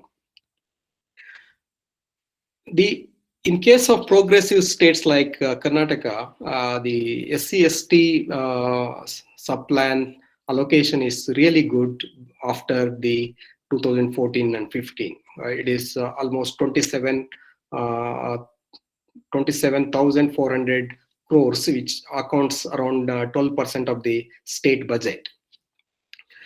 If you compare the Karnataka budget estimates with Tamil Nadu budget, Tamil Nadu allocates around 24,527 crores, which accounts 7.45%, whereas in case of Karnataka, it is 10.56%. What are the issues and challenges of SC/SP, TSP? No uniformity in implementation of SC/SP and TSP among states. Different states have adopted different mechanisms without exploring effective mechanism for the planning, implementation, and monitoring of SC/SP and TSP. Sub-plans are not prepared to keeping the aspirations of the SC/STs in the respective states. The state governments, ministries exercise their quantification as divisible and non-divisible components. Quantification is made only from the divisible component scheme-wise. Lack of effective monitoring to ensure that all the ministries, departments, both at central and state levels, earmark funds under SCP and TSP. The guidelines issued to implement the new strategies of SC/SP and TSP based on expert committee reports such as Narendra Jadhav and Sukhdev Thorat are not yet being implemented effectively. There is a gap between budget allocation and also expenditure. The letter and spirit in which SC/SP, TSP are formulated is not being implemented by the central and state governments. What are the concerns? This has resulted in the outcome of the SC/ST welfare. Poor access to agricultural land and capital has resulted in SC workers resort to manual wage labor. and wage labor among SCs is 61% as compared to only one-third for others in rural areas. Lack of economic assets and landlessness is high among SC/STs, and access to common property resources such as forest, grazing land, fish are limited with privatization of common property resources. Poverty among SC/STs is higher than others, and SC/STs still live in vicious cycle of poverty. Therefore, nature of poverty among SC/STs is multidimensional. The extent of unemployment among SC/STs is higher with higher incidence of wage labor. There is high rate of underemployment, and SCs tend to suffer from low income and greater level of poverty. About 38% of the households were below the poverty line in rural areas as compared to only less than 20% among non-SC/STs. There is an inadequacy of representation in various sectors, lack of basic infrastructure facilities like housing, water, electricity, sanitation, lack of higher education, entrepreneurship, and skill development among SC/STs, and particularly in science and technology sector, ICT and defense. SCs and STs suffer from infant and maternal deaths due to poverty, hunger, malnutrition, and lack of access to good health and nutrition. Limited employment opportunities in government and private sector after new economic policies under capitalism resulted in worsening of their economic conditions. There is also practices of casteism which is continuing. Job market and wage discriminations are very prevalent, and atrocities throughout the country is continuing. So the effort of the government in broad basing the Dalits is almost failed. As per the Nadkarni, he talks about the development programs such as SC, SP, and TSP have not reached SC and ST because of poor literacy and economic and social exclusion. Broad basing is a process through which an increasing number of social groups enter the mainstream of social, political, and economic activities and progressively derive the same advantage from the society as the group already in the mainstream. Broad basing operates to widen the power base with the exploited people at the periphery or margin becoming less numerous. Society thus becomes less polarized and more democratic in the bargain. So what is the total outcome? Which of the two scenarios prevail in the Indian society? Whether Dalits enter the mainstream with equal rights? The pertinent question is whether their marginalization is being reversed now. This shows that allocation of budget itself does not automatically result in empowerment of SC/STs, as the social and economic context in which they live can pose overwhelming constraints on their choices. So there is a new proposal by the Niti Aayog after understanding, even after 74 years of independence, the SCs and STs, they are not broad-based and they are not on the path of economic development. So as per the reports of the Economic Times, 27th November 2020, Niti Aayog is planning for replacing SC/SP and TSP method of budgeting meant for SC/STs with a central consolidated fund. So they are trying to implement universal basic income, which is proposed to replacing producer and consumer subsidies. About 40% of the consolidated fund is proposed to be spent through direct cash transfer to SCs and STs households with a monthly income less than 5,000 per month, rupees 5,000 per month. The remaining 60% of the plan fund under SC/SP to be spent for infrastructure development in districts with a high population of SCs and STs.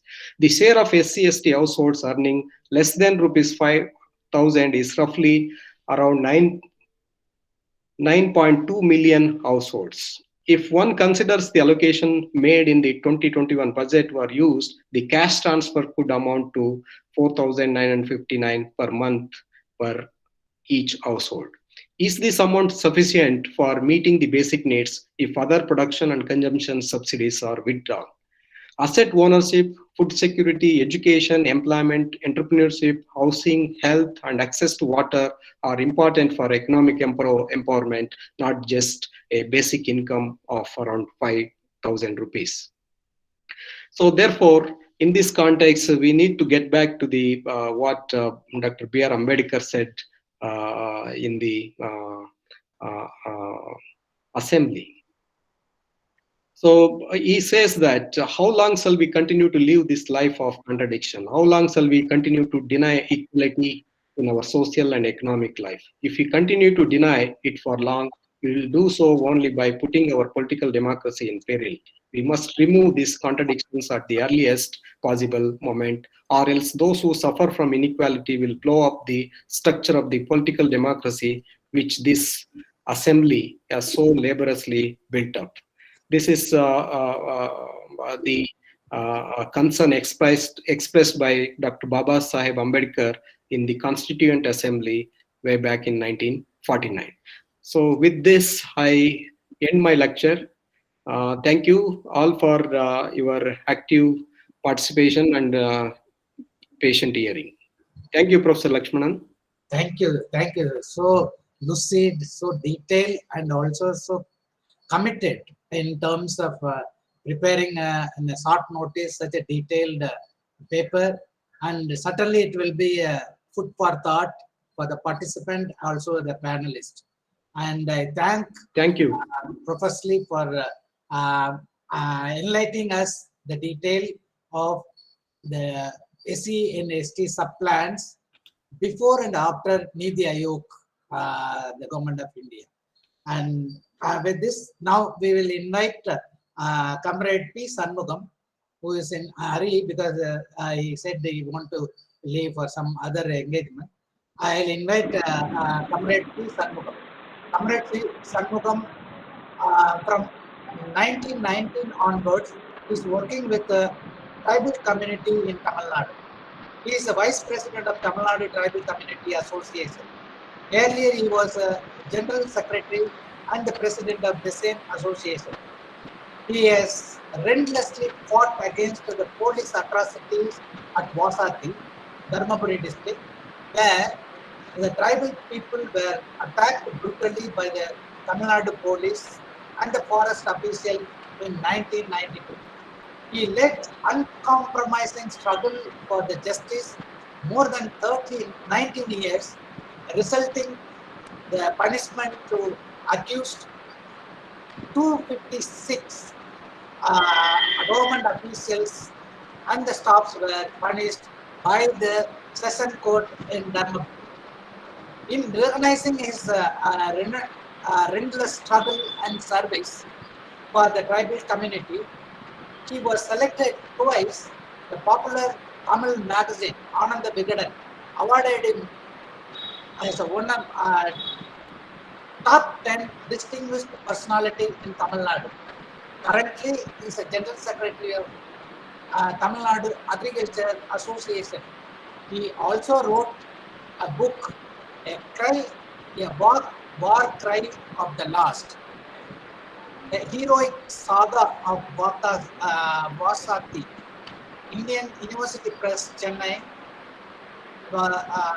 This is the book about the struggle of Vasati, the struggle for justice to the people of Vasati, which we have proudly reviewed in MIDS Review and Development Change, the journal we published in 2018.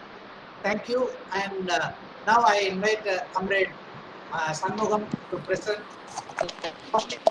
He chose to present the issues and challenges in tribal development and the tribal subplan program and scheme in Tamil Nadu. Comrades. நிகழ்ச்சியில் பங்கேற்றிருக்கிற அனைவருக்கும், கருத்துரை ஆற்ற இருக்கிற அறிஞர் பெருமக்களுக்கும் முதற்கண் என்னுடைய பணிவான வணக்கம். இந்த நிகழ்ச்சியில் கலந்து கொண்டு உரையாற்றுகிற இந்த அருமையான வாய்ப்பினை ஏற்படுத்தி தந்த பேராசிரியர் லக்ஷ்மண் உள்ளிட்ட சென்னை ஆய்வு நிறுவனத்தினுடைய நிர்வாகிகள் அனைவருக்கும் என்னுடைய நன்றியை நான் முதலில் தெரிவித்துக் கொள்ள விரும்புகிறேன்.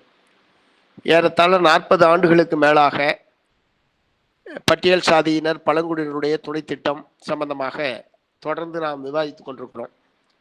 குறிப்பாக இந்த திட்டத்தில் சொல்லியிருக்கப்படி மக்கள் தொகை அடிப்படையில் நிதி ஒதுக்கீடு செய்யப்பட வேண்டும் என்று சட்டம் குறிப்பிட்டாலும் அநேகமாக பெரும்பாலான மாநிலங்களில் அல்லது இந்திய ஒன்றிய அரசாங்கம் உட்பட மக்கள் தொகை அடிப்படையில் முதலில் நிதி ஒதுக்குவதில்லை என்பது இதில் இருக்கிற முக்கியமான பிரச்சனை. இந்த ஆண்டு தமிழ்நாட்டு பட்ஜெட்டை பொறுத்த வரைக்கும் தமிழ்நாடு அரசாங்கம் பழங்குடியினரை பொறுத்தவரை கூடுதலாகவே 1.94% நிதி ஒதுக்கீடு என்பது செய்திருக்கிறார்கள். பட்டியல் சாதியை பொறுத்தவரை ஏறத்தாழ 20% என்கிற முறையில் இந்த ஆண்டு நிதி ஒதுக்கீடு என்பது செய்யப்பட்டிருக்கிறது. அது நம்மை போன்ற இந்த மக்கள் மத்தியில் பணியாற்றக்கூடிய அமைப்புகளுடைய தொடர் வற்புறுத்தல் காரணமாகத்தான் கடந்த சில நிதி ஆண்டுகளாக இந்த மக்கள் தொகைக்கு ஏற்ப நிதி ஒதுக்கீடு செய்வது என்பதே வந்திருக்கிறது. அந்த வகையில் திராவிட முன்னேற்ற கழகத்தினுடைய இந்த அரசாங்கம் இந்த அளவுக்கு நிதி ஒதுக்கீடு செய்திருப்பதற்காக உண்மையிலே நான் என்னுடைய வரவேற்பை முதலில் நான் தெரிவித்துக் கொள்ள விரும்புகிறேன். இந்த மாதிரி இது 40 வருஷமா இருந்தால் கூட இது சம்பந்தமாக ஒரு முறை பாராளுமன்றத்திலே விவாதம் என்பது நடைபெற்றது. ராஜீவ்காந்தி அவர்கள் பிரதம மந்திரியாக இருந்தபோது பாராளுமன்ற உறுப்பினர்கள் இது மாதிரி எத்தனை ஆண்டுகளுக்குத்தான் மீண்டும் மீண்டும் பட்டியல் சாதியினர் பழங்குடியினருக்கு நிதி ஒதுக்கீடு செய்து கொண்டே இருப்பது, இதுக்கு ஒரு எல்லையே இல்லையா, இதுக்கு ஒரு முடிவே இல்லையா என்கிற முறையில் பாராளுமன்றத்தில் ஒரு முறை விவாதம் என்பது நடைபெற்றது. பிரதமராக மதிப்பிற்குரிய ராஜீவ்காந்தி அவர்கள் அப்போது இருந்தார்கள். அப்போது பிரதமர் ராஜீவ்காந்தி அவர்கள் சொன்ன பதில், டெல்லியிலிருந்து ஒரு யானையை இப்போ தமிழ்நாட்டில் இருக்கக்கூடிய ஏற்காடு மலையில் இருக்கக்கூடிய கொட்டச்சேடு என்கிற ஒரு கிராமத்துக்கு அனுப்புகிறோன்னு வச்சுங்க. ஒரு உதாரணத்துக்கு நான் சொல்கிறேன். ஒரு கிராமத்துக்கு அனுப்புகிறோன்னு சொன்னால் டெல்லியிலேருந்து அந்த யானை சென்னைக்கு வந்து, சென்னையிலேருந்து அந்த யானை சேலத்துக்கு போய், சேலத்துலேருந்து அது ஏற்காடு ஒன்றியத்துக்கு போய், ஏற்காட்டிலேருந்து கொட்டச்சேடு என்ற அந்த கிராமத்துக்கு போய் சேரும்போது யானை வால் மட்டும்தான் போய் சேருது அப்படின்னு சொல்லி இந்த திட்டம் எந்த லட்சணத்தில் அமலாக்கப்படுகிறது என்பதற்கு உதாரணமாக பிரதமர் அவர்கள் பாராளுமன்றத்தில் தெரிவித்த கருத்து இது. நான் இதை பாராளுமன்றத்தில் நடந்த இந்த விவாதம் சம்பந்தமாக மலைவாழ் மக்கள் மத்தியிலே பணியாற்றுகிற போது ஒரு மலைவாழ் மக்களுடைய ஒரு கூட்டத்தில் இந்த இதை சொன்னேன். கூட்டத்தில் கலந்துக்கிட்டு இருந்த ஒரு பெரியவர், ரொம்ப வயது முதிர்ந்தவர், 85 வயசு 90 வயசு இருக்கும். வயது முதிர்ந்தவர் எழுச்சி என்ன சொன்னார்னா, ஐயா நீங்கள் சொல்கிறது யானை அனுப்பிச்சா யானை வாழ் வர்றது என்பதெல்லாம் சமவெளியில் இருக்கிற கீழே இருக்கிற தரைப்பகுதியில் இருக்கக்கூடிய கிராமத்துக்கு, அது அங்கேருந்து மேலே மலைக்கு ஏறி வரும்போது யானை வாலில் இருக்கிற 4 மயிர் தான் வந்து சேர்ந்துருக்குன்னு சொல்லி அங்கே இருக்கிற ஒரு வாட்டர் டேங்க் காமிச்சார் என்கிட்ட. இந்த தண்ணி டேங்க் தான் எங்கள் ஊருக்கு வந்திருக்குது இது வரைக்கும் அப்படின்னு சொல்லி. ஸோ இந்த திட்ட அமுலாக்கத்தில் நிதி ஒதுக்கீடு ஒரு பக்கம் குறைவுன்றது, நிதியே ஒதுக்கினாலும் ஏன் அது சம்பந்தப்பட்ட மக்களை சென்றடைவதில்லை என்பது முக்கியமாக விவாதிக்கப்பட வேண்டிய விஷயம். அது மக்களிடம் விழிப்புணர்வு இல்லை என்பது மட்டுமல்ல, திட்டத்தை செயல்படுத்துகிற அதிகார வர்க்கத்தினுடைய அந்த மனப்போக்கு, மெத்தன போக்கு, அலட்சியம், லஞ்சம், ஊழல், இவனுக்கெல்லாம் என்ன செய்ய வேண்டியிருக்கு என்கிற திமிர்த்தனம், இவைதான் இந்த அரசாங்கமே நிதி ஒதுக்கினாலும் இது மக்களை சென்றடையாமல் இருப்பதற்கான அடிப்படையான காரணம். இது என்னுடைய 25 வருஷத்து அனுபவத்திலேருந்து நான் சொல்றது. அதிகார வர்க்கத்தினுடைய இந்த போக்கில் மாற்றம் ஏற்படாமல் எவ்வளவு நிதி ஒதுக்கீடு செய்தாலும் அது அந்த மக்களை சென்றடையாது. அந்த மக்களை, இந்த திட்டத்தினுடைய நோக்கம் என்ன? இதர சமூகத்தினருக்கு இணையாக இந்த மக்களை, பட்டியல் சாதியினரை, பழங்குடியினரை இதர சமூகத்தினருக்கு இணையாக உயர்த்த வேண்டும் என்பதுதான் இந்த சிறப்பு உட்கூறு திட்டத்தினுடைய அல்லது துணை திட்டத்தினுடைய மிக முக்கியமான நோக்கம். ஆனால் அந்த நோக்கம் நிறைவேற வேண்டும் என்கிற அக்கறை ஆட்சியாளர்களுக்கும் இருக்க வேண்டும், அதிகார வர்க்கத்திற்கு செயல்படுத்துகிற அதிகாரி வர்க்கத்துக்கும் இருக்க வேண்டும். துரதிர்ஷ்டவசமாக ஏதோ சட்டத்தில் சொல்லிட்டாங்க அல்லது இந்திய ஒன்றிய அரசாங்கம் சொல்லிவிட்டது, ஆகவே நான் நிதி ஒதுக்கீடு செய்யலாம் என்கிற ஒரு மனப்போக்கிலே தான் இது செய்யப்படுகிறதே தவிர, இதில் ஒரு கட்டாயம், ஒரு புரட்சிகரமான மாற்றத்தை அந்த மக்களுடைய வாழ்க்கையிலே ஏற்படுத்த வேண்டும் என்கிற நோக்கத்தோடு இந்த திட்டம் இப்போது செயல்படுத்தப்படவில்லை என்பதை என்னால் உறுதியாக சொல்ல முடியும். இப்போ நான் தமிழ்நாட்டு இதை நீ படித்து பார்த்தீங்கன்னா, நிதி ஒதுக்கீடு துணை திட்டத்திற்கு கூடுதலாக சதவீதத்தை விட மக்கள் தொகை எண்ணிக்கையை விட அதிகமாக ஒதுக்கியிருக்கிறார்கள் அல்லது சமமாக ஒதுக்கியிருக்கிறார்கள் என்று சொன்னாலும், திட்டங்கள் எந்தெந்த திட்டங்களுக்கு ஒதுக்கியிருக்கிறார்கள் என்று பார்த்தால் வழக்கமான திட்டங்கள் தான் இருக்கிறதே தவிர புதிதாக ஒரு திட்டங்கள் கூட இப்போது சமர்ப்பிக்கப்பட்ட தமிழ்நாடு பட்ஜெட்டில் உட்பட பழங்குடியினருக்கு என்று புதிய திட்டங்கள் எதுவுமே அறிவிக்கப்படவில்லை அல்லது நிதி ஒதுக்கீடுகள் என்பது செய்யப்படவில்லை. இரண்டாவது, இதுக்கு முக்கியமான காரணம் மக்களுக்கு எது தேவை அதை அவங்கள்ட்ட கலந்து பேசி திட்டங்களை உருவாக்குவது என்கிற ஒரு ஜனநாயக அணுகுமுறை என்பது ஆட்சியாளர்களிடத்தில் இல்லை. ஒரு முறை கேரளாவில் மதிப்பிற்குரிய ஈகே நாயனார் அவர்கள் முதலமைச்சராக இருக்கிற போது நடந்த சம்பவம் இது. பத்திரிகைகள்லாம் அந்த நேரத்தில் வெளிவந்தது. ஒரு ஊர்ல கிராமத்துல லைட் போடுறாங்க. அந்த லைட்டை மின்சார விளக்குகள் போடுறாங்க. அந்த லைட்டை அன்றைக்கு இரவே பெண்கள் பூரா சேர்ந்து உடைச்சிடுறாங்க. எல்லா பல்பையும் உடைச்சிடுறாங்க. இது சம்பந்தமா செய்தி இந்தியன் எக்ஸ்பிரஸ்ல வருது. மறுநாள் இது டெல்லியில இருந்த தோழர் இஎம்எஸ் அவர்கள் அந்த செய்தியை பார்த்துட்டு ஈகே நாயனருக்கு ஃபோன் பண்றாரு. என்ன இந்த மாதிரி ஒரு செய்தி வந்திருக்க, பெண்கள் வந்து தெருவிளக்க பூரா நீங்க கவர்மெண்ட் போட்டிருந்தா லைட்டை பூரா உடைச்சிட்டாங்களாமே, அது என்ன நடந்ததுன்னு இவர் கேட்குறாரு. இவர் வந்து சொல்றாரு, நான் அதிகாரிகள்கிட்ட சொல்லி விசாரிக்க சொல்லியிருக்கிறேன், போற வரேன் தோழர்களை அனுப்பிச்சிருக்கேன், விசாரிக்க சொல்லியிருக்கிறேன்னு சொல்றாரு. அப்ப இஎம்எஸ் என்ன சொல்றாருன்னா, நீங்க வந்து யாரு லைட்டை உடைச்சாங்களோ அந்த பெண்களை கூப்பிட்டு ஏன் உடைச்சாங்கன்னு முதல்ல கேளுங்க. மற்றவங்கள்ட்ட எல்லாம் விசாரிக்க வேண்டிய அவசியம் இல்லை. முதல்ல உடைச்ச அந்த பெண்களை கூப்பிட்டு எதனால இதை உடைச்சிங்க, என்ன ப்ராப்ளம்னு சொல்லி முதல்ல அவங்கள்ட்ட கேளுங்க அப்படின்னு சொல்லி இவர் வந்து நாயனாருக்கு அட்வைஸ் பண்றாரு. அதே மாதிரி உள்ளூர்ல இருக்கக்கூடிய தோழர்கள் போய் பெண்களை கேட்குறாங்க. அப்பதான் பெண்கள் என்ன சொல்றாங்கன்னா, நீங்க இப்படி பளிர்னு லைட் போட்டா நாங்க எங்க ஒதுங்கிறது?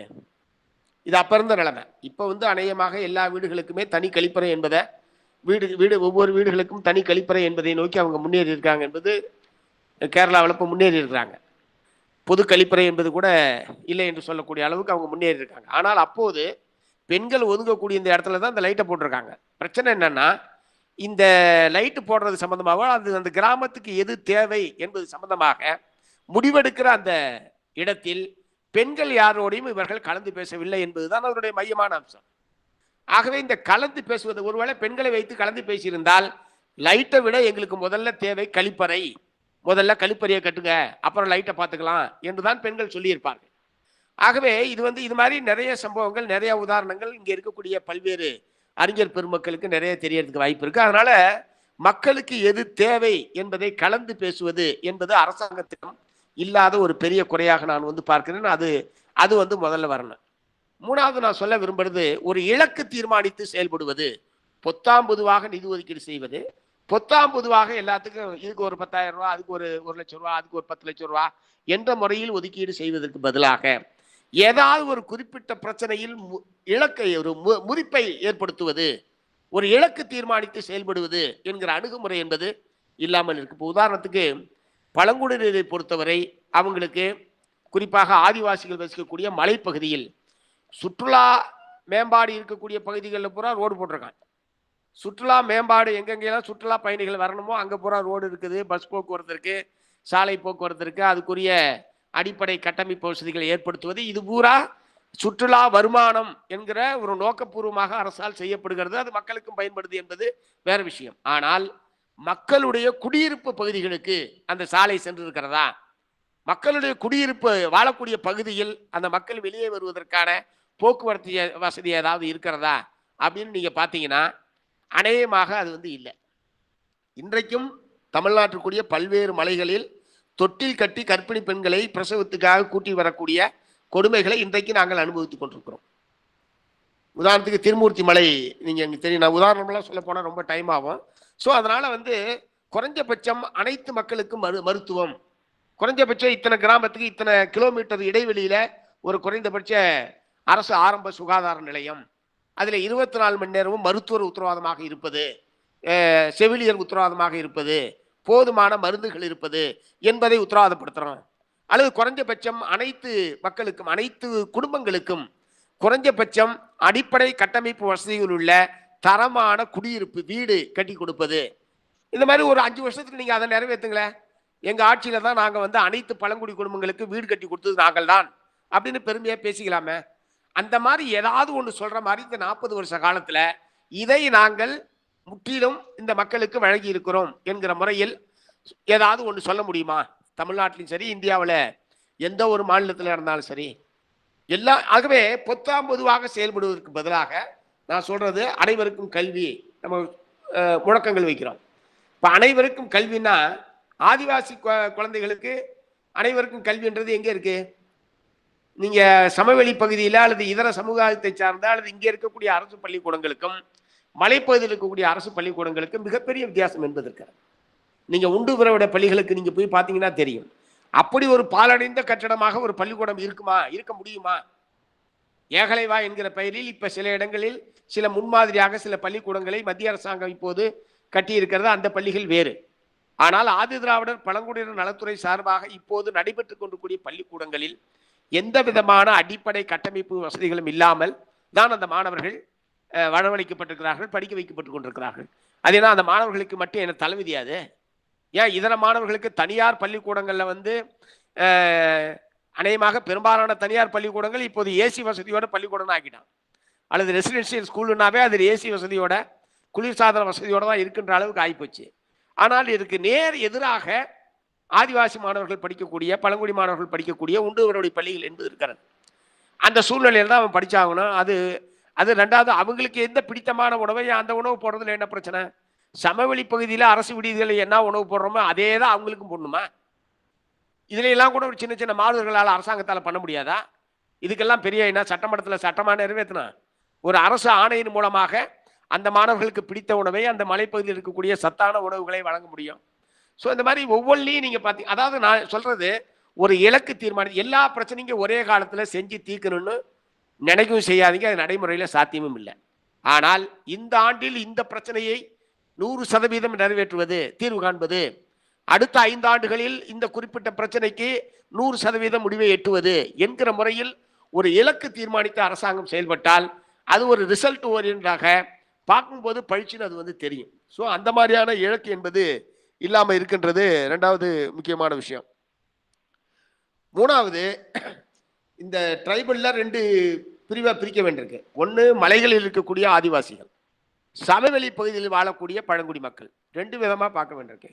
இப்போ சமவெளி வகையில் இருக்கக்கூடிய பழங்குடி மக்களை பொறுத்த வரைக்கும் நீங்கள் பார்த்தீங்கன்னா அவங்களுக்குன்னு அது குறிப்பாக இங்கே நீங்கள் சென்னையை சுற்றி இருக்கக்கூடிய திருவள்ளூர், காஞ்சிபுரம், செங்கல்பட்டு, திருவண்ணாமலை, வேலூர், கடலூர் அப் டு கடலூர் வரைக்கும் பார்த்தீங்கன்னா இருளர் பழங்குடி மக்கள் தான் மிக அதிகமான எண்ணிக்கையில் இருக்காங்க. இந்த மக்களுக்கு சொந்தமான குடியிருப்பு என்பதே அநேகமாக இல்லை. எல்லாமே நீர்நிலை புறம்போக்குகளில், ஆத்தங்கரையோரம், ஏரிக்கரையோரம், இதில் தான் அவங்களுடைய குடியிருப்புகள் பூராமே இருக்கும். அது பூரா நீர்நிலை புறம்போக்குன்னு சொல்லி இது வரைக்கும் பட்டா கொடுக்கறதுக்கான ஏற்பாடு இல்லை. பட்டா இல்லாததினால் அரசாங்கம் கட்டி கொடுக்குற வீடுகள் கிடைப்பதற்கு அவங்களுக்கு வாய்ப்பு இல்லை. அது என்ன பரம்பரையா அப்படியே தான் இருக்கணுமா? இது என்ன தீர்வு காண முடியாத பிரச்சனையா? அரசாங்கம் நினைச்சா தீர்வு காண முடியாத பிரச்சனையா?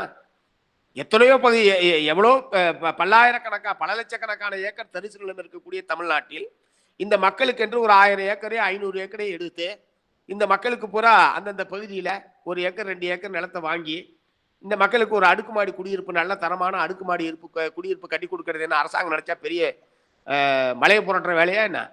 ஆனால் அவங்க வந்து அந்த மாதிரியான நோக்கம்லாம் ஒன்றும் கிடையாது. எங்கேயாவது எக்ஸ்போஸ் ஆச்சு, பிரச்சனையாச்சு, மீடியாவில் பெரிய பிரச்சனையாகுதுன்னா அந்த இடத்துல மட்டும் தலையிடுவாங்க. மற்றபடி அந்த மக்கள் இப்படியே தான் வாழ்றாங்கன்றது எல்லாத்துக்குமே தெரிஞ்ச விஷயம்.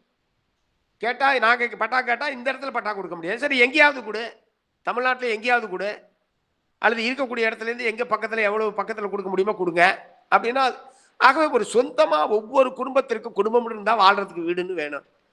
அந்த ஒரு சொந்த குடிமனை, ஒரு குடிமனைக்கான பட்டா, ஒரு நல்ல தரமான வீடு. அதே மாதிரி சமவெளி பகுதியில் இருக்கக்கூடிய மக்களை பொறுத்தவரை வேலை வாய்ப்பு என்பது மிக முக்கியமான பிரச்சனை.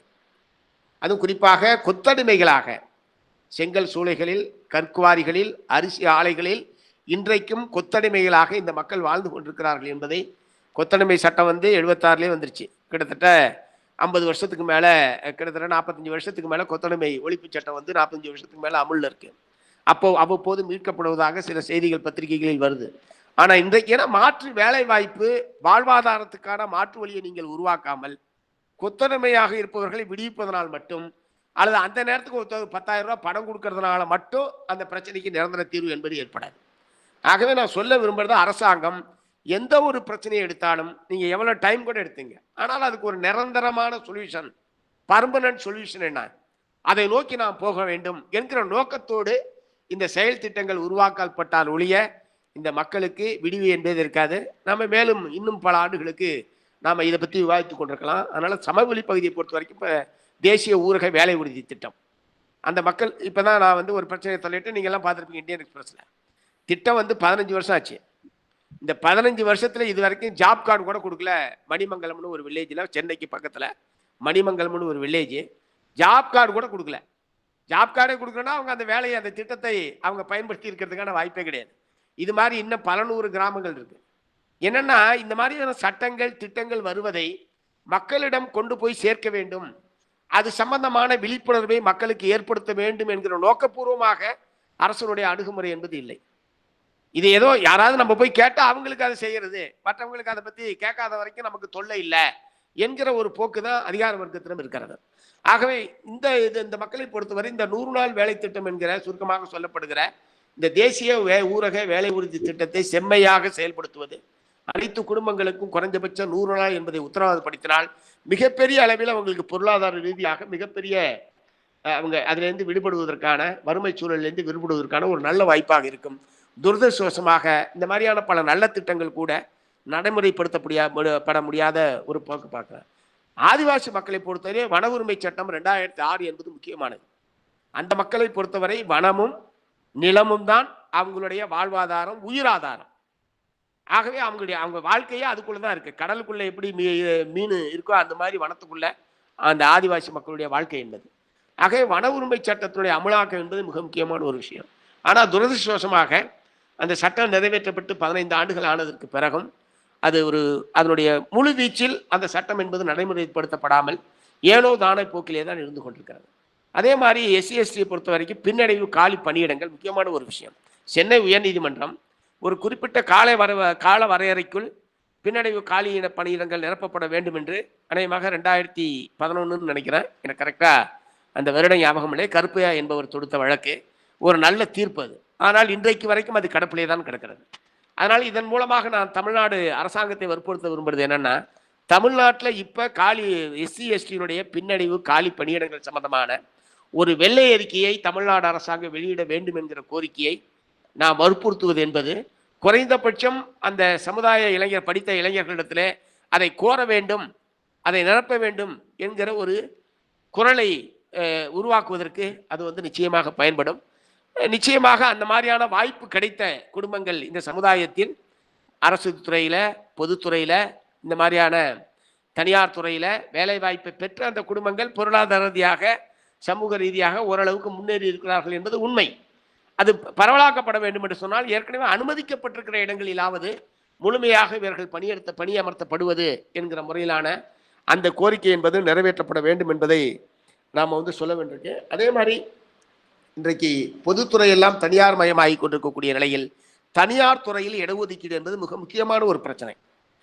ஏன்னா பொதுத்துறையில் தான் இவங்களுக்கு உத்தரவாதமாக இருந்தது, அது பூரா தனியார் மயமாகி கொண்டிருக்கக்கூடிய நிலையில் அதில் இருந்த வாய்ப்புகள் பறிக்கப்பட்டிருக்கக்கூடிய நிலையில் தனியார் துறையில் இடஒதுக்கீடு என்பதும் முக்கியமாக வற்புறுத்த வேண்டிய ஒரு விஷயம்.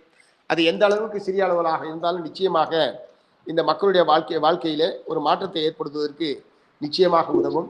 ஏற்கனவே பேசியவர் குறிப்பிட்டதைப் போல இந்த துணை திட்டம் அல்லது சிறப்பு உட்கூறு திட்டம் இது செம்மையாக செயல்படுத்துவதை கண்காணிப்பதற்கு பேராசிரியர் தொராட் அவர்களுடைய குழுவினுடைய பரிந்துரை என்பது மிக முக்கியமான ஒரு விஷயம். அதில் பல்வேறு நல்ல பல ஆலோசனைகள் மாநில அரசாங்கத்திற்கும் மத்திய அரசாங்கத்திற்கும் கொடுக்கப்பட்டிருக்கிறது.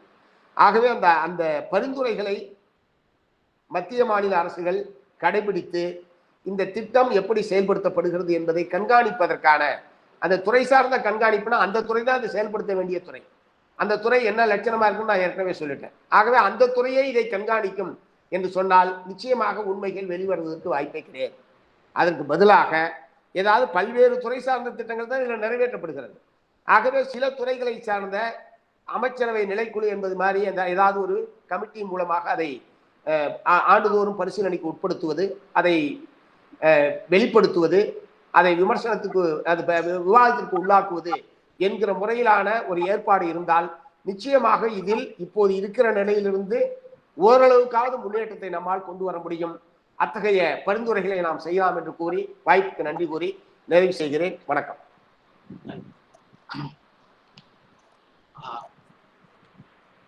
Thank you sir. மிக்க மகிழ்ச்சி சார். ரொம்ப சுருக்கமா சொன்னாலும் ரொம்ப முக்கியமான கருத்துக்களை நீங்க முன்வைச்சிருக்கிறீங்க. உங்களுடைய கருத்துக்கள் மிகவும் ஆழமானது.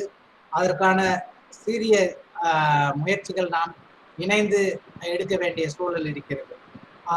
ப்ரொஃபசர் ஜிம் அவர்கள் இந்த உரையை ஆங்கிலத்தில் சம்மரி கேட்டிருந்தார்.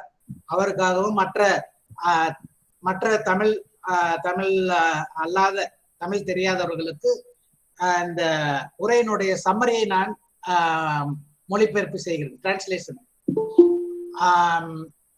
Comrade Shanmugam started with a very interesting note.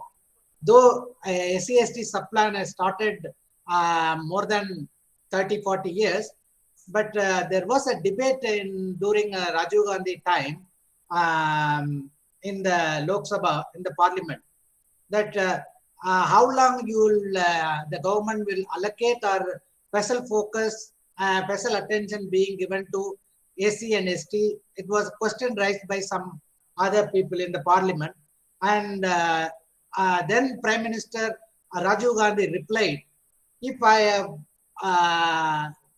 send an elephant from Delhi to a tribal village in Tamil Nadu, in the end of the day, the village only receives a tribal tile or the tribal's tile air. Nothing more than that they can get it. This is then Prime Minister Rajiv Gandhi has referred. Similarly, he has very disillusioned why, despite having the policy, despite having a rules and regulation on SC/ST subplan, but it is not implemented because the officials who are in the implementation position, those who are in the policy making level, neither they ignore nor they deliberate negation, and also corruption and misuse of fund and misappropriation of fund is a major cause for this situation, the plight of SC/ST tribal subplan. And similarly, he said even current Tamil Nadu budget, though it is given a higher allocation this time, but there is no special schemes announced for the tribal community. Similarly, this has happened mainly on the allocation level, but none of the government officials or the ministry have a consultation with the stakeholder, particularly the tribal community, what their requirements are and how they want to implement. This has never been taken into consideration, and for which he has given an analogy that, not in an analogy, that is incident in the past. In the Kerala, during EMS Namboodiripad, Chief Minister EMS Namboodiripad, the street light was fixed during the tribal hamlet, and within a day, the lights are... EMS இல்ல, Chief Minister EK Nayanar. EMS enquire பண்றாங்க. Yes. So at that time in Kerala, women have broken the next day, even the same day, the street lights have broken. Then there is why they have broken. The Chief Minister Nayanar immediately asked, first go and inquire with the women, the tribal women, why they have broken the light. And then later came to understand that the tribal community did not have adequate public toilet facility. Therefore, they are used in open defecation, and the light is disturbing for them and dishonor for them. That is why the tribal women have broken the light. He is trying to explain the policy and the program are somebody deciding without consulting the tribal community, which is very, very detrimental. And also most of the policy are more generic and common, which is not suitable for the tribal community. The tribal community needs a particular and specific focus in terms of their development. And this is a very important point he raised. Though the government is developing tourism wherever the tribal community are there, apart from the area which is not comes under the tourism, the tribal community left alone, not even the proper road, proper drinking water, and so on and so forth. Even, for example, he said, even many villages, tribal community lives, the pregnant women are carried in the cattle. தொட்டில் கட்டி தான், ரெண்டு பக்கம் தொட்டில் கட்டி பல mile அப்பால் more than several kilometers they have to carry literally.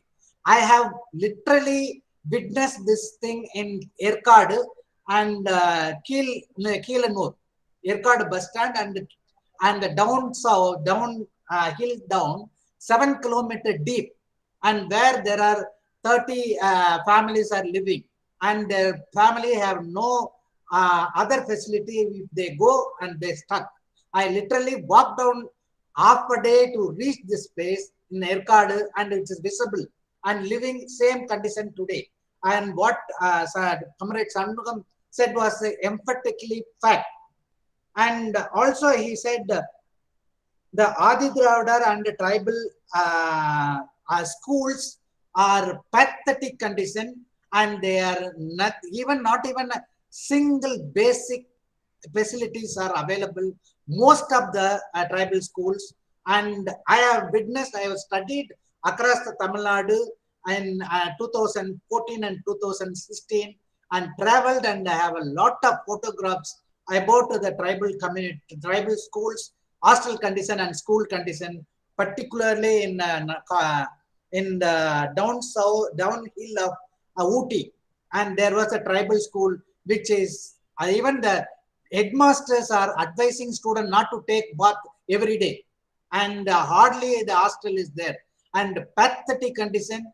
Even in Erkadu, girls hostel do not have a toilet and do not have a warden in the Erkadu government, government tribal women's hostel, the girls hostel in Erkadu, backside of the Erkadu government hospital, which I literally witnessed.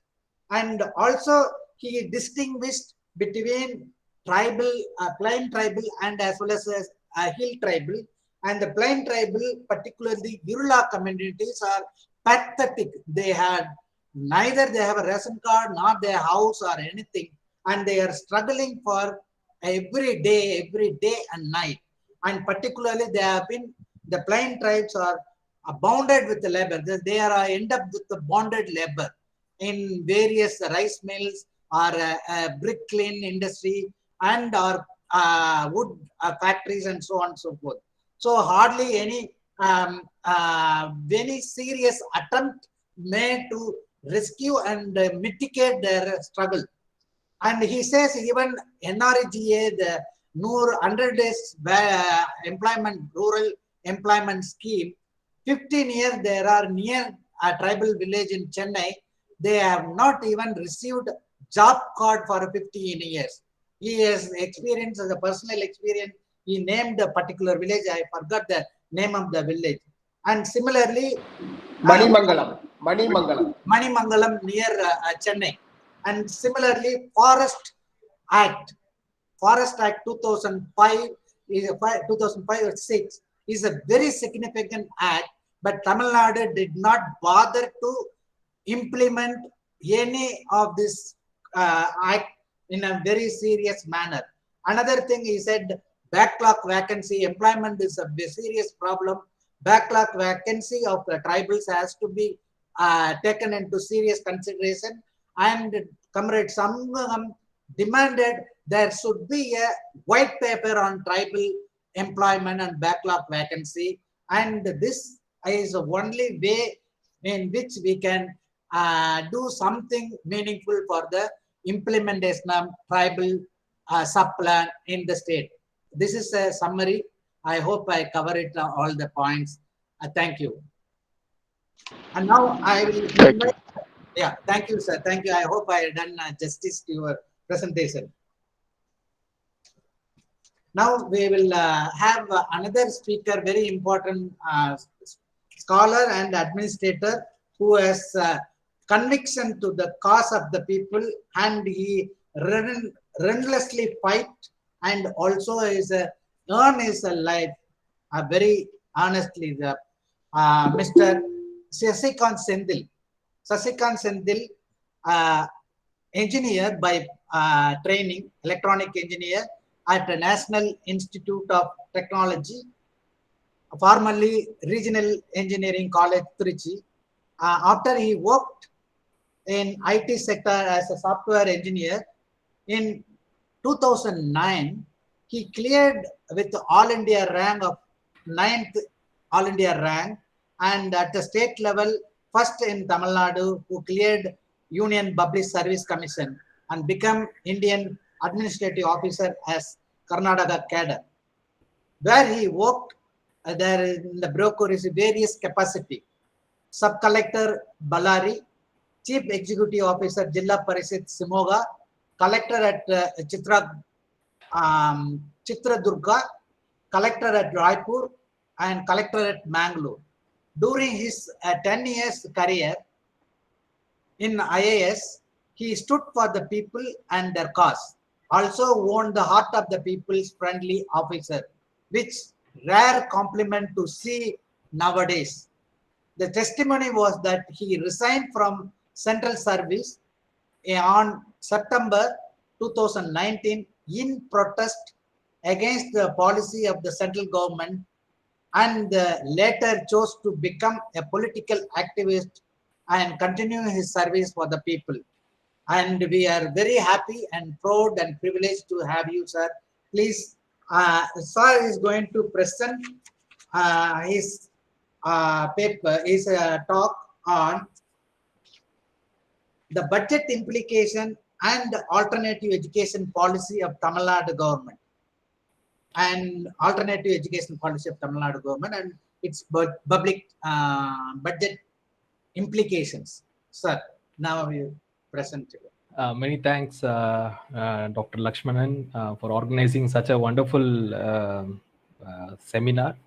I would also like to extend my thanks and wishes to Dr. Tol Tirumabalwan, who gave us such a wonderful speech about the history of and the background of SCP-TSP, and Professor Krishna Raj for his illuminating presentation on the affairs so far.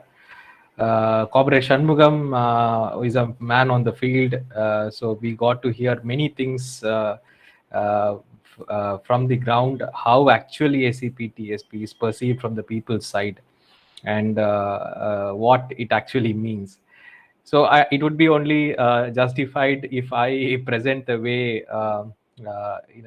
as from an implementer's point of view, because that is the unique perspective I can give in this webinar. Otherwise, we have Professor John, who is a front runner in this.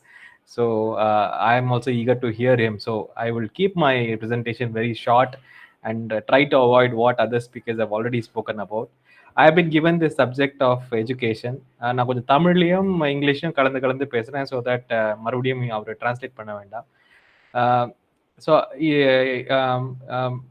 I've been given this topic of education and what is the plan, what is the impact of the current budget on an alternative policy for Tamil Nadu education policy and how it reflects. First of all, I would want to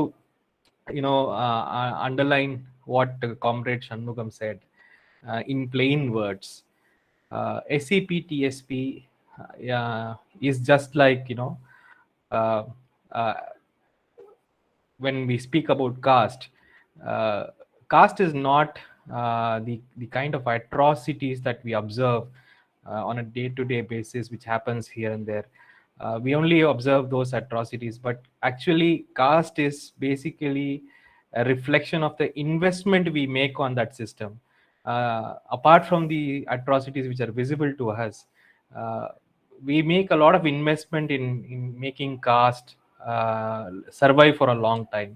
And one such investment is just putting programs for the sake of it, and making sure those programs are not monitored or perceived by the people, or it in any way brings out any sort of improvement in the way the program is designed. So by providing these safety valves, we still maintain caste. So in fact, in my opinion, this SCP-TSP from the 80s has been one such program where it is very easy to tell how much of allocation has happened exclusively for SC STs, and then leave it at that. I don't, in my 10 years of service and acting as a district collector for 3 districts, I have not found any major impact of this ACP TSP other than ways in which it could be manipulated. I was working in Karnataka, so we had the act which had the penal provisions for non-implementation also from 2014. But still, I'm yet to very confidently say that has brought in the impact that it should. Uh, you know, in a lot of ways, I see SAP TSP as a program which acts as the perfect safety valve. So everybody knows, this is about 25% of people living in this country, and out of which around 50 to 60% are under the poverty line. And not only poverty line, they face unexplainable um, uh, sort of oppressions in many levels. In the last 70 years of independence, the format of that oppression has just changed. Other than that, the negligence and oppression continues in many levels, and SAP-TSP is one of them. Let me be very clear about that. We know SAP-TSP, as the previous speaker has spoken, there are four major issues to pinpoint. One is the allocation gap. Whatever is supposed to be allocated according to guidelines, according to the Niti Aayog's guideline or the previous planning commission's guidelines, never gets allocated. That is the primary thing. In this budget also, I think the scheduled caste allocation fell short by 35 to 40,000 crores. So that's a huge gap in the allocation stage itself, which shows the amount of importance the government shows. I'm talking about the union budget. I'll come to the state budget later. State budget is just, in my opinion, right now the state budget that we had nothing major to say. In fact, I analyzed the word scheduled caste is only reflected 5 times in the budget.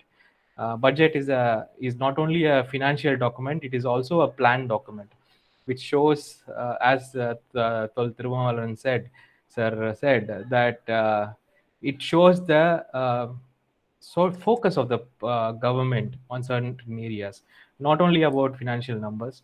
So I have not seen much of that coming, unfortunately, in this budget. Having read the DMK's manifesto, which spoke many things, I will talk in reference to education. I don't think much has come in terms of this budget, especially. Of course, the numbers are shown. They are only incremental in budget, and there's nothing major. So why I think there's nothing major is because of this reason. This TSP SAP has these four issues. Number one, there's an allocation gap. You never get allocated according to the norms and guidelines, according to the population figures. Second thing, there's something called the scheme credibility gap, which means that in the scheme, you are supposed to deliver these to the SCSTs and make sure it gets, that section gets benefited. But the amount of targeted schemes and the amount of non-targeted schemes, if you see the ratio, it's grossly towards the non-targeted schemes, which means they are basically towards general schemes where you have no way to target or no way to find, no metrics to find whether any SCST has even benefited out of it. So that is the second major issue. If you take the union budget this time, you will see that the targeted to non-targeted was around 77,000 crores to 40 was non-targeted, which means that it generally goes. It's a way of funding, many programs which otherwise could not be funded. Third major issue is this budget credibility gap, where whatever has been delivered, whatever has been allocated, never gets implemented, which means you would never find the amount of allocation utilization as the allocation happens. This happens in probably all the budget projects, but in SCPTUC you will find a huge gap everywhere. The last one is the way it is monitored or accounted. This is especially relevant to civil servants, because as a collector, I have tried my best to monitor or to implement this scheme, as this scheme covers all departments and all kinds of planning and stage. There is no way to monitor this. It's very difficult. I call this the technical mumbo jumbo. They mix it in such a way there is no way that a particular committee or anything can monitor. So there's a huge requirement of completely transforming the scheme from the bottom up. As Comrade Shanmugam said, Comrade Shanmugam சொன்ன மாதிரி கீழ இருந்து இதை மேல பார்த்தாகணும். இல்லைன்னா இந்த scheme வந்து I don't think it can be done justice. The whole scheme is about decentralized planning and decentralized monitoring, which never happens. Decentralized planning is completely ignored in the whole process. So எல்லாமே ஒரு state லெவலில் decide ஆகிடும், எல்லாமே ஒரு central லெவலில் decide ஆகிடும். எஸ்சிபிடிஎஸ்பி காசு எங்கே போச்சுன்னு யாருக்குமே தெரியாது. கீழே இருக்க கலெக்டருக்கு அது பற்றி விஷனே இருக்காது. So when there is no vision, when there is no visibility from the district level or the bottom, there is no way that you can get. So who gets benefited from this is many of the MLAs and many of the people who can build power, who can give resources. They use this SCP TSP to produce whatever they want. They mix it, and the officers help them in getting these funds mixed up with the regular funds and move forward. So that's how this expenditure also, which is shown. நிறைய time இப்போ கர்நாடகா கூட சொல்லுவாங்க, இந்த தடவை 100% we utilized. That 100% utilization never happens in the spirit of what it should happen. Now if you take our budget this time about education, about SCPT especially, around 14,696 crores was for SCP, and for TSP it's 1,306 crores has been allocated, which I heard was okay. But other than that, when you consider the individual schemes, or there's nothing announced. The post-matric scholarship was around 1,884, which is the most important scheme, in my opinion, because it, there's a lot which depends on this scheme. I'll come to other issues on this particular post-matric scholarship scheme. Apart from that, in the budget speech, there was only a mention of some scheme to study abroad, and the budget speech itself says that only 4 students have utilized it so far, and then they're allocating some 5 crores nominally.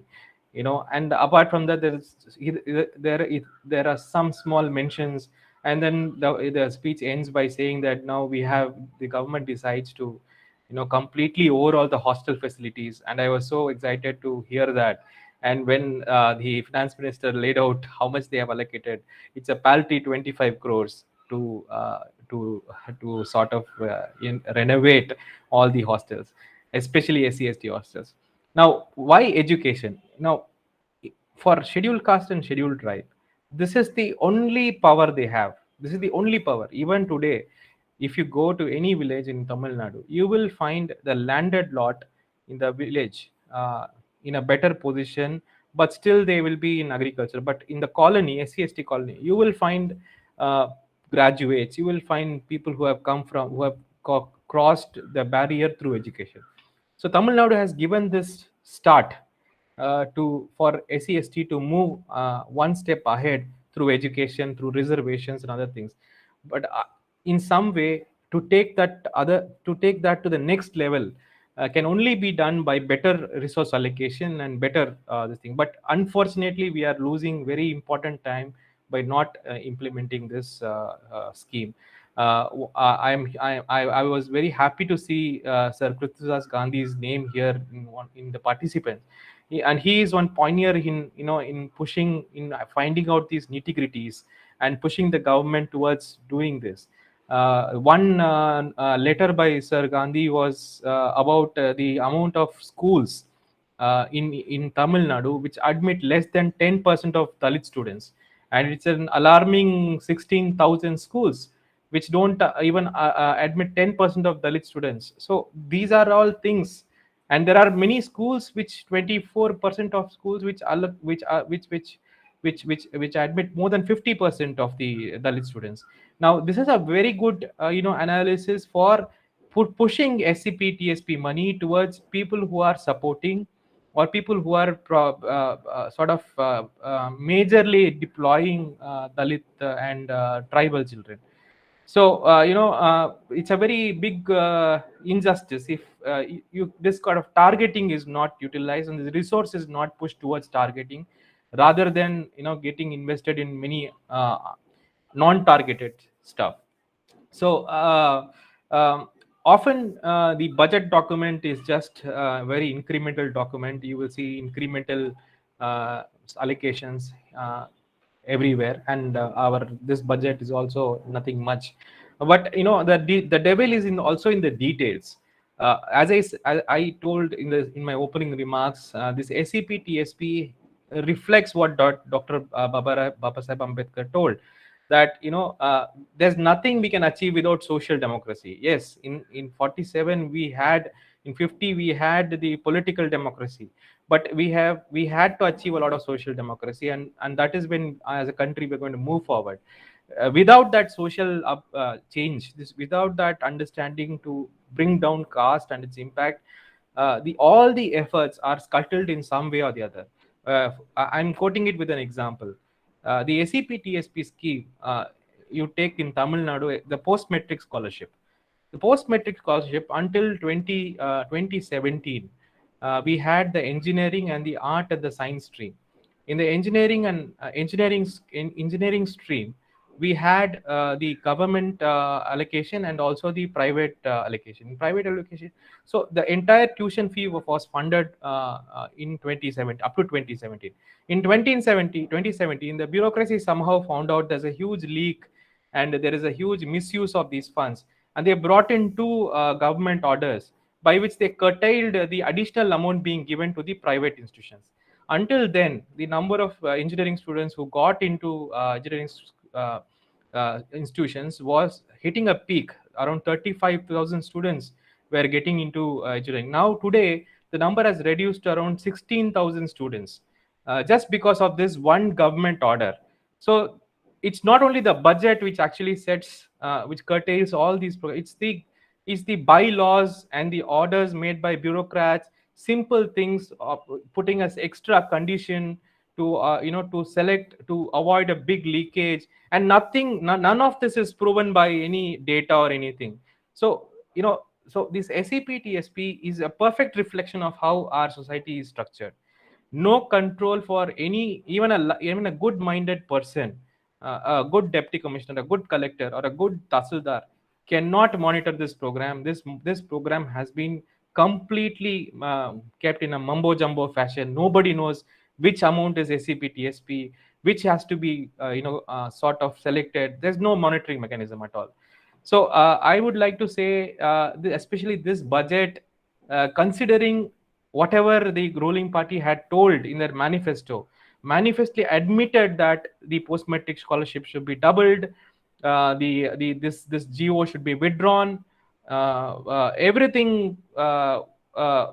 I don't think nothing came in this budget, especially because it's so important. It's so very important for this class of people, that the education is something which is superbly pushed by the government. And in fact, that is the only way I think we'll try and even out the society in some way or the other. Apart from this, I would want to also say that um, um, uh, uh, the government has to sort of rethink the whole idea of implementing SCP-TSP right from the top, and bring it to a sort of implementation structure and monitoring structure, by which people can perceive what is happening and how it can be implemented well. Other than that, I have nothing much to say, because there's nothing much in the budget, and there's huge possibility. As Tul Tirumavalanji said, the act will certainly help of following the footsteps of Karnataka, of compulsory implementation, and also carrying forward the amount allocated every year, rather than sort of reconciling the unspent amount. That actually has built up a huge momentum in Karnataka, because there's a big amount waiting. Even now, there's a big discussion going in Karnataka when they wanted to divert the funds, and the huge uproar has happened in the assembly. So even if it doesn't get allocated, that amount which is pending, which it itself will bring back a huge amount of discussion and public thought process into this. So that act is something which I think we should look forward with our own tweaks, but nothing can sort of overlook complete transparency in the entire program, and especially education, post-metric scholarship, the refurbishment of all these hostels and education facilities for the SC/ST children. So I'll conclude my speech with this. Thank you. Thank you, sir. Thank you very much for your very short and but also very significant point you have raised, and certainly we will think and seriously about educational improvement. To note, and in the May and the first week of June, a Dalit Intellectual Collective submitted a long 14 or 15 agenda item of a memorandum to send to the Chief Minister and the Minister of Education and others, which includes not only SC/ST schools and hostel, even the government schools and colleges do not have adequate restroom, particularly women colleges. Even in Chennai, Qaida Millat College, more than 3,000, 4,000 girl students are studying, but there is no running water facility, there is no proper restroom for the girls. And when I conversation with the girl student, they said they came around, they leave a house around 8:30, 8 o'clock in the morning, till they reach 4:30 or 5 o'clock. They could not relieve themselves during the college days. And it is a very, very painful process. And particularly now in the pandemic situation, and hygiene and the better toilet facilities are immensely important for improving the condition of our government schools and college. And also one of my friend, Dr. Raghupati, teaches in Dindivanam colleges, where the students also do not carry a box of lunch or even breakfast. They skip due to various reasons.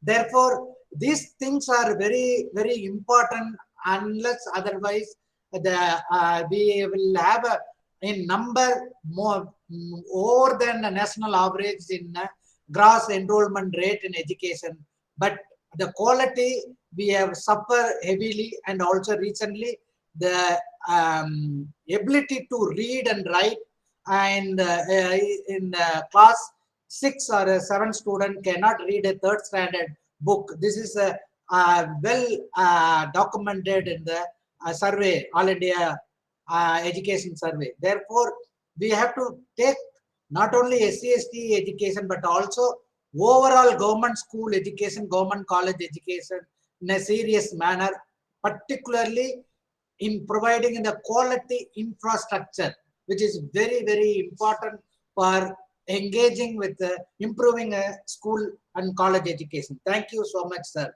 Now, and the last presentation, I invite Dr. Joram, who is going to speak on the agriculture budget and implication on landless agriculture worker. Dr. Joram has completed his PhD from Madras Institute of Development Studies on the topic of question of land to the Dalit, a historical perspective, in which he has examined how caste as a social system has determined people's right to land during pre-colonial, colonial, and post-colonial period. After his PhD, he worked as a research associate with Institute for Financial and Management Research, where he involved in several projects simultaneously, and have extensively did the field work in district Tanjavur, Thiruvarur, Madurai, Sivagasi, Virudhunagar, and Toothukudi. He then joined as assistant professor at Department of Economics, Pondicherry University, 2011. And he has been teaching a paper like Economics of Growth and Development, Environmental Economics, Research Methodology. He has also been consultant for a project on durable solution for Sri Lankan refugee in Tamil Nadu, which was jointly conducted by Tata Institute of Social Science, Mumbai, Adventist Development and Relief Agency, ADRA, India. He has visited Canada, Sri Lanka to present in an international conference and has published a few articles in Journal of a Repute. His research interest includes studies on cost, socioeconomic impact, evaluation of development intervention, multiple dimensions of poverty, deprivation, informal sector, etc. His recent publications are related to cost, state, access to judiciary, in addition to paper addressing structural inequalities and discrimination. Now I invite Dr. Juram, and it is a pleasure our student coming home, at least in virtually, if not physically. Jerome, please take 15 to 20 minutes because we will have a question and answer. Thank you. Okay. Yeah. Thank you so much for this very generous introduction, sir, and respected Professor Jean Rees and respected parliamentarian Dr. Tol Thirumavalavan and other panelists, Dr. Krishna Raj, Mr. Sashikant Sendil, and Comrade Shanmugam, and other friends who have joined this webinar. And I thank Dr. Lakshmanan and for this opportunity, and Dr. Lalita. And I also, it's my pleasure to present something in MIDS platform. And as I graduated from there, and I take immense pride in going back to the institute. So with this, when I looked into the agricultural budget, I thought that I should recollect something from my thesis and then go into the budget. When I was looking into the colonial documents from my thesis, what I could understand is that for most part of the colonial revenue policy making, maybe starting from 1800 onwards to 1890s or so, the colonial revenue department never imagined the Dalits to be independent farmer, independent owner, cultivator of land. They were never part of the policy discourse. And towards the only towards 1890s, after very constant effort from missionaries and other activists, the idea of making the Dalits, making the depressed classes owner of a piece of land comes into the policy making arena. So so that is the way that what we see here is that local social structure relegates people as untouchables, and then they are into the agrarian production process as slaves, as bonded laborers, and they were always when you see the remuneration system, you can see who were paid in people, a section of the society who were paid in kind. They were given paddy or wheat or whatever is, they were paid in kind, and there were another section who were paid in terms of food. Right? Food means what? The upper caste will not give them fresh food. They will only give yesterday's leftover food as a remuneration for them.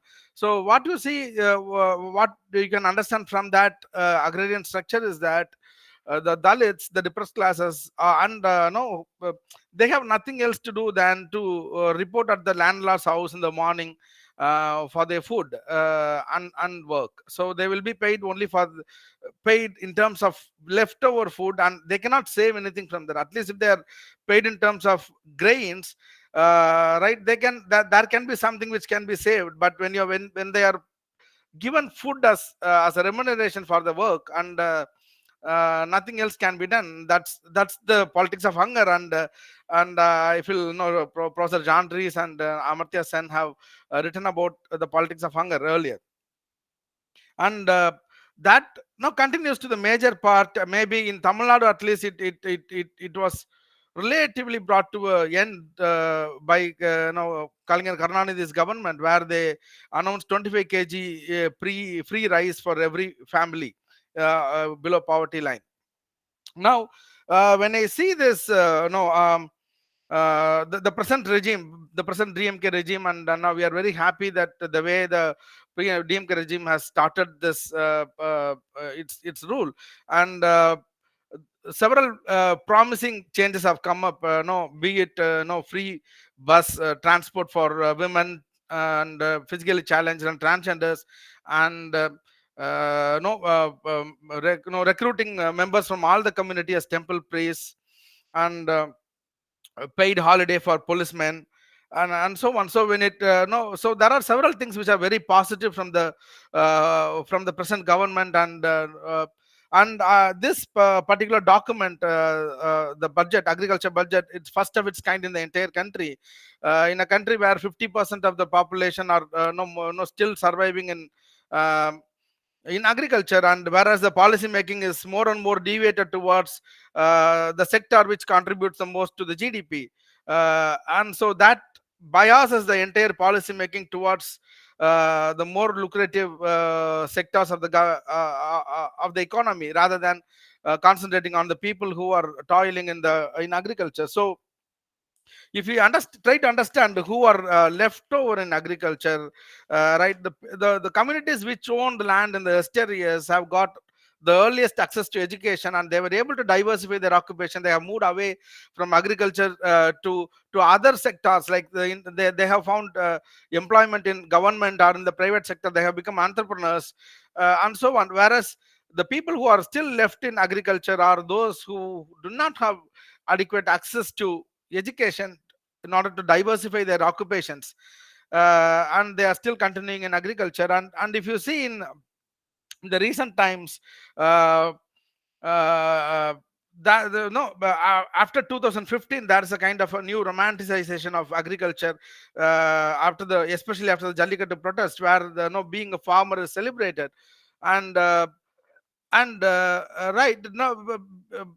being a farmer and producing food for the people is something that is worth celebrating.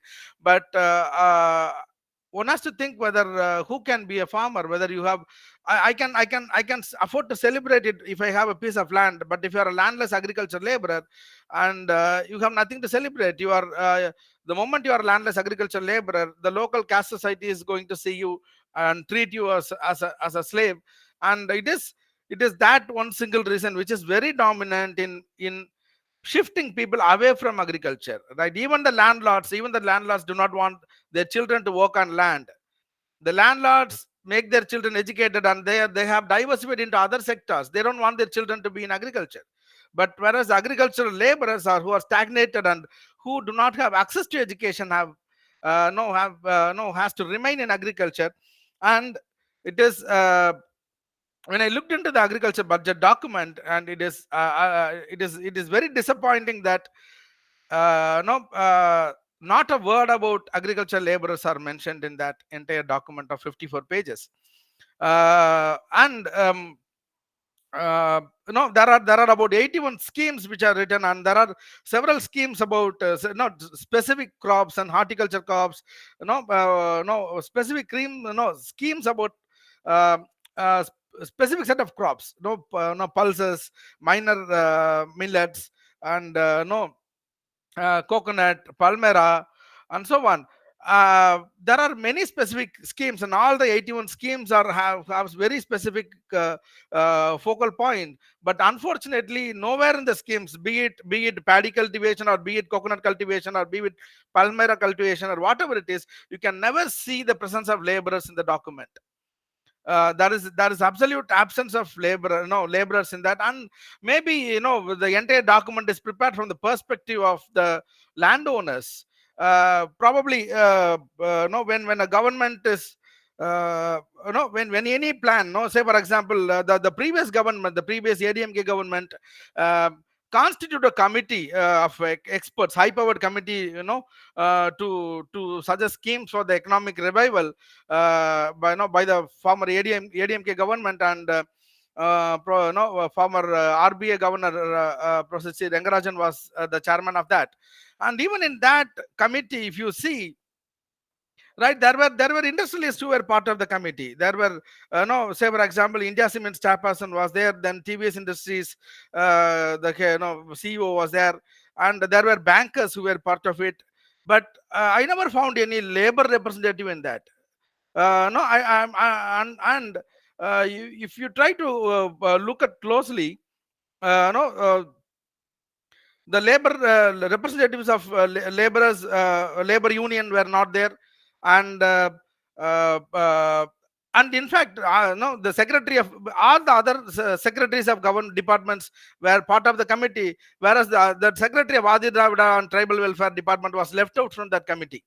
So the point is, when it comes to government schemes and when it comes to development schemes and so on, the negligence towards no, towards the Dalits is omnipresent, and unless the administrators and the policymakers and the political leaders educate themselves that whether they like it or not, they that no, the representative of these sections should be no, should be part of the any committee by default.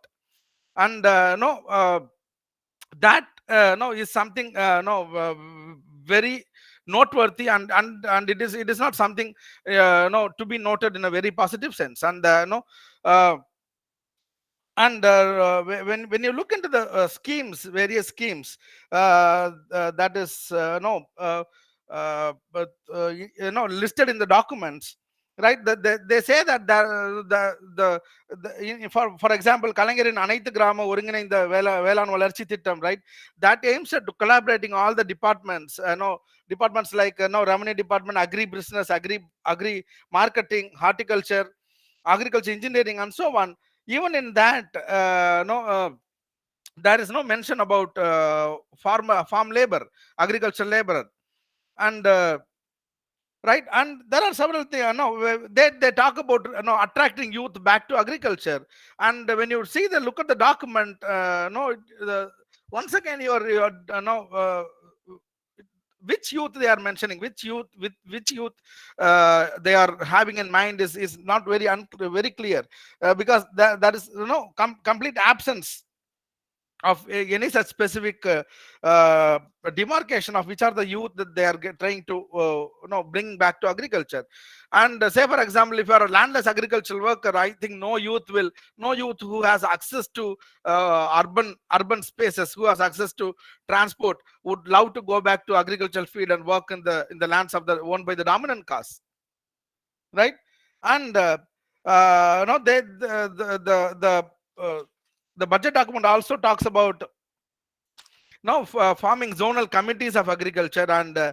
And I don't think no, and once again, who will be part of the committee? Who are the farmers? No, the budget document talks about forming the 1,100 committee, farmer unions, farmer groups, and that will eventually have 1,01,000 farmers as part of this through this group. And even that farmers group, there is no mention now. And given that, if you take any village, if you see the wetland will be mostly owned by the dominant caste, the local upper caste. And when it comes to farmer unions, it is them who are going to be part of it. And now they will be deciding about irrigation, right? Irrigation now, which farm land, which land would get choice of irrigation at what moment during the cultivation will be determined by the local dominance. And so when they say that they will form zonal committee, or when they form farmer groups, and whether this farmer group will be breaking the local prejudices, and making involving different communities as part of the groups, right? And there are schemes in which they talk about supplying agricultural implements, like crowbar, like shovels, and so on. And even that is supplied only to the farmers, and not to the laborers, right? That is something very shocking, right? Even மண்பட்டிக்கு கடப்பாரை கொடுத்தா கூட அது நில உடைமையாளருக்கு தான் கொடுப்பாங்க. அதை வந்து கூலி ஆட்கள் கொடுக்க மாட்டாங்க, விவசாய கூலிகளுக்கு கொடுக்க மாட்டாங்கிறதெல்லாம் வந்து ரொம்ப ஒரு ஒரு ஒரு ரொம்ப ஒரு மோசமான ஒரு ஒரு ஒதுக்கலா தெரியுது. It's a very very stark exclusion, where whatever they give will be given only to the farmers and landowners, and the landless people who are involved in agriculture has nothing to do with. And say, for example, given the pandemic, when all the urban employments are closed and they have to go back to their villages to survive, and once they are going back to the villages, they are back into system of caste, and the social relationships are guided by notions of caste, and no socioeconomic relationships are guided by caste. And in the past 1.5 years, we have also witnessed, Tamil Nadu has also witnessed uh, several communal clashes within the villages, right? So the Dalits who have migrated out of the village have realized some newfound equality, the freedom, and which no when they go back to their villages, the dominant caste try to curtail, and they want to have their old hegemony, and that results in clashes. And we have seen in the initial stages there have been lots of communal clashes when when the people went back to the villages due to lockdown. So when you talk about no no when you talk about agricultural labor, no the entire document is completely no missed out the term agricultural labor, and there is no plan. And there is the Department of Agriculture and Engineering, no, they wants to at the district level, they wants to they want to purchase agricultural equipments, machineries, like weeders or other agriculture farm equipments, and that has to be hired, that can be hired to the farmers. And I don't think they once no I don't know why it cannot be given to the laborers. Why a government which wants to uh, create farmers groups of 1,100 farmers groups all across the state, and they create farmers union, and so on, and why farmer cooperatives which are already there. And why is the government not envisioning creation of labor cooperatives, or farming labor groups which can be provided with this agriculture implement with some subsidies, right? So what you see here is the conventional way of seeing things, from top down perspective. Anything that gives a remuneration, that gives a better livelihood access, will be accessible only for the people above, and the people at the bottom will have to expect them looking above, and there'll be something that will fall from the table of those landowning community, which can be accessed by them. So that is something, so of all the positives that we have seen in the recent 100 and odd years of DMK government, the agriculture budget is nothing more than the conventional document. No and I feel that the exclusion of agricultural labor is very very explicit, and it has to be corrected. And if possible, the government has to relook into these schemes, and think of schemes, for example, providing these agricultural equipments, and farm equipments to people. Instead of giving that to farmers, it can be given to labor or labor groups, and that would be beneficial to the laboring communities. Otherwise, the laborers will be completely left out from any government scheme, no of the any government scheme that is run by the government. And one other aspect which I noticed is that uh, no agriculture, uh, people who got earliest access to education due to agriculture, due to land ownership, right, they have shifted away. And if at all that they are cultivating some perennial crop, right, perennial crops, only farmers farming families which has diversified their occupation can do perennial cultivate perennial crops. And but when you talk about when you talk about having specific schemes for perennial crop, right, coconut groves or so. No, what is essential in coconut groves? The laborers who climb the trees to cut the coconuts, and there is no mention about that. There is no mention about no paddy, and no, when they any crop they mention, there is no mention about the laborer. And I looked into the labor department's document, no labor department demand draft.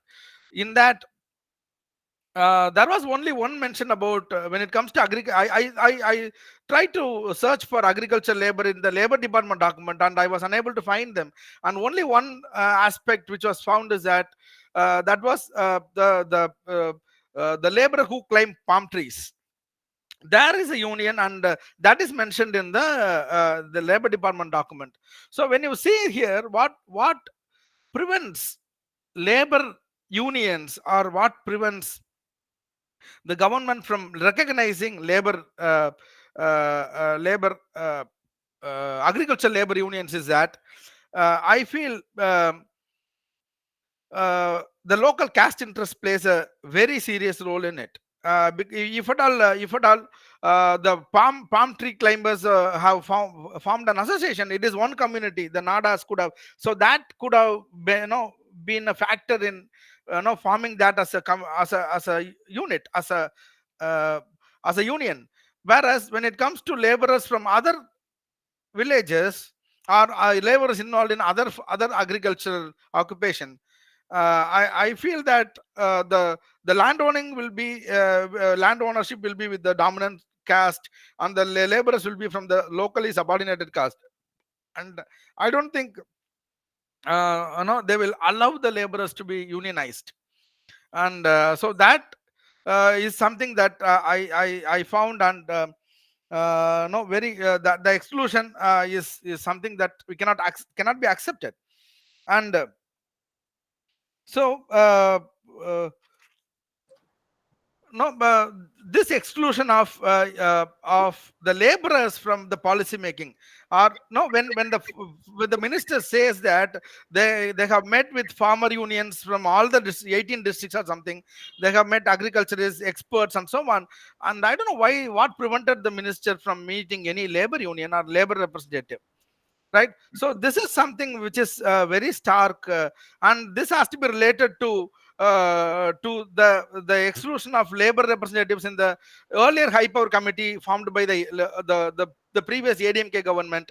And one most important point to be related is that when the unorganized labor, when the construction workers, migrant labor started walking, when the government announced lockdown, right? When the migrant laborers from all the states started walking back to their native states, there were several debates in the TV with experts, legal experts, and politicians, and so on.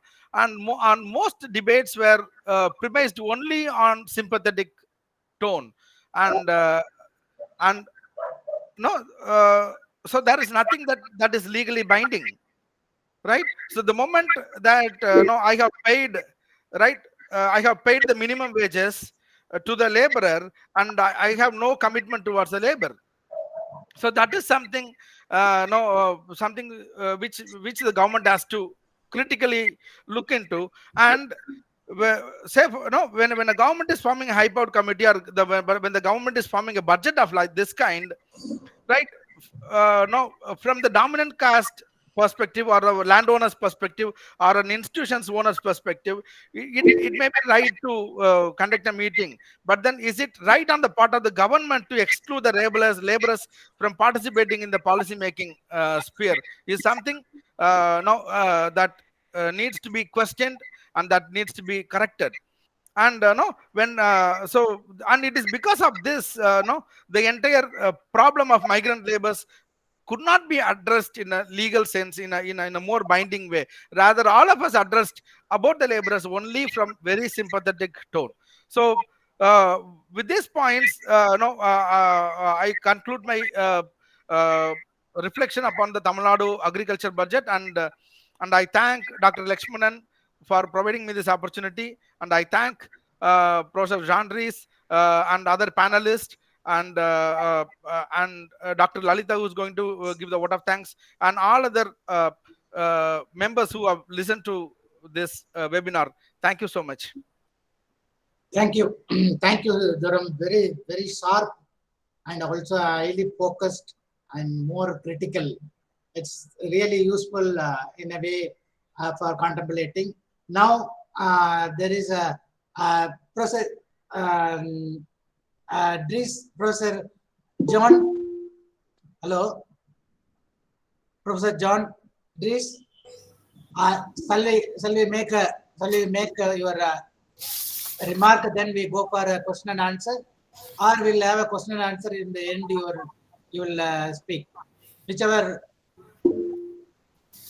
I don't mind. I'll be quite brief. I will be brief. So Okay, fine, sir. You make a remark. Right. Yes, please.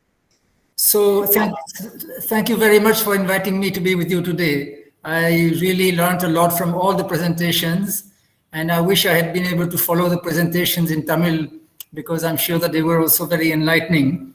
I won't have a lot to say. I'll just amplify a few things that some of the speakers have already said. Professor Krishnaraj pointed out rightly that the social indicators in India are not very good.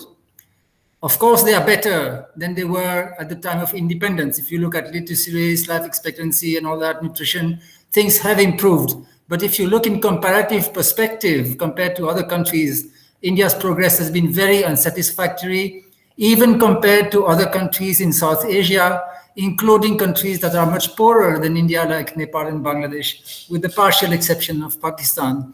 And there is growing evidence that this failure has a lot to do with inequality. Just to give a simple illustration, because there's not much time, if you compare the nutrition levels, for example, between India and Bangladesh, they are now better on average in Bangladesh than in India.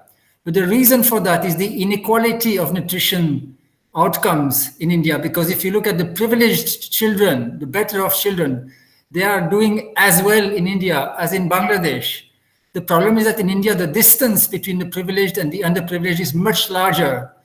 So it's the high undernutrition levels among Dalit children, Adivasis, working class families that is driving down the average. And you can say similar things about, for example, educational achievements. Again, just as good among privileged Indian children as among privileged Bangladeshi or Nepali children, but lower on average because of the higher inequality in India. There are many inequalities that come into play here. There is economic inequality, including extreme inequalities of income and wealth. There is gender inequality, which unfortunately we're not talked about today. And of course, then there is caste inequality, which is very, not completely unique to India, but very special to India. And that undermines social development, not only for Dalits, but for the entire society in a number of ways.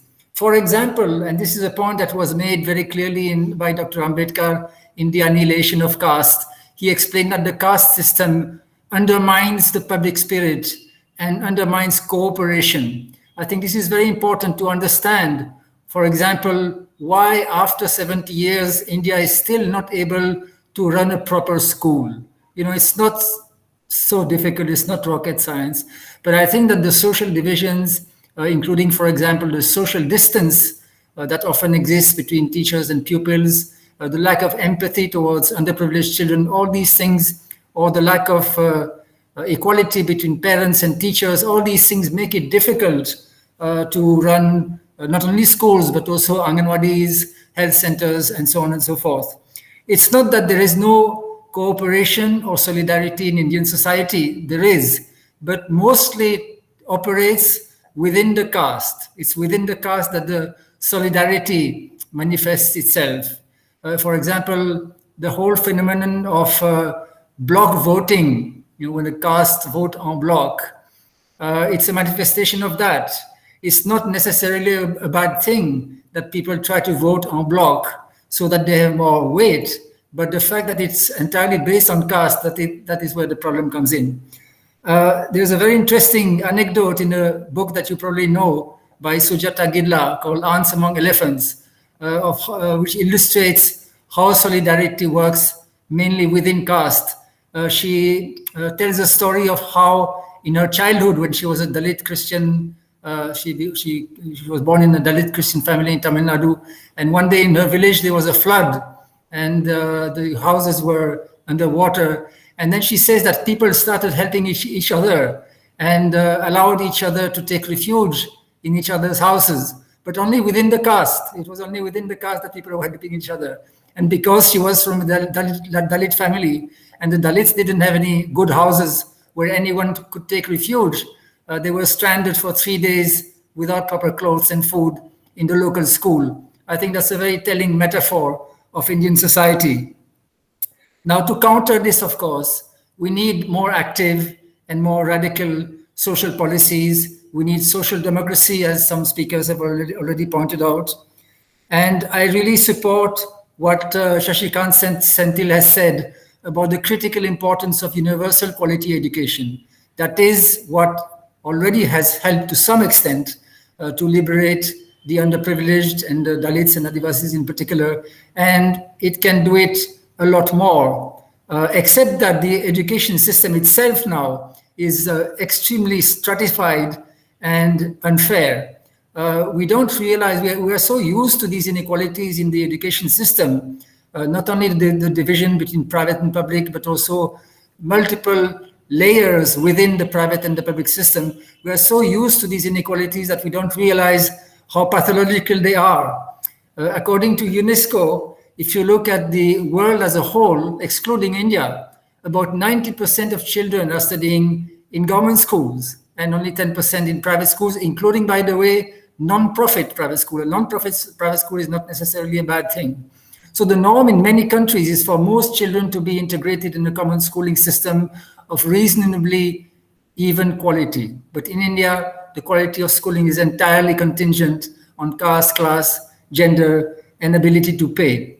I take this opportunity to draw attention to what I think is today the most important policy issue for Dalits, Adivasis, and all marginalized communities in India, but it is very little discussed, and that is the exclusion of large numbers of children from the schooling system because of the gap of almost a year and a half that has happened with the schools being closed across the country.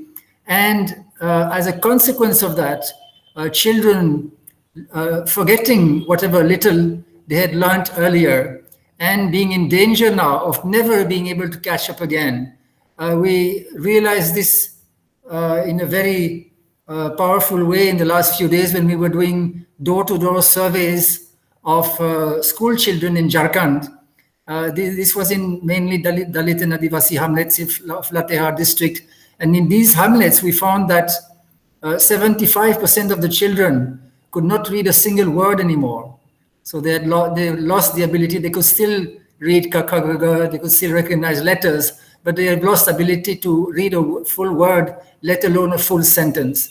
Now, if and when the schools reopen, these children are going to be promoted to the next class 2 years ahead of where they were before the lockdown.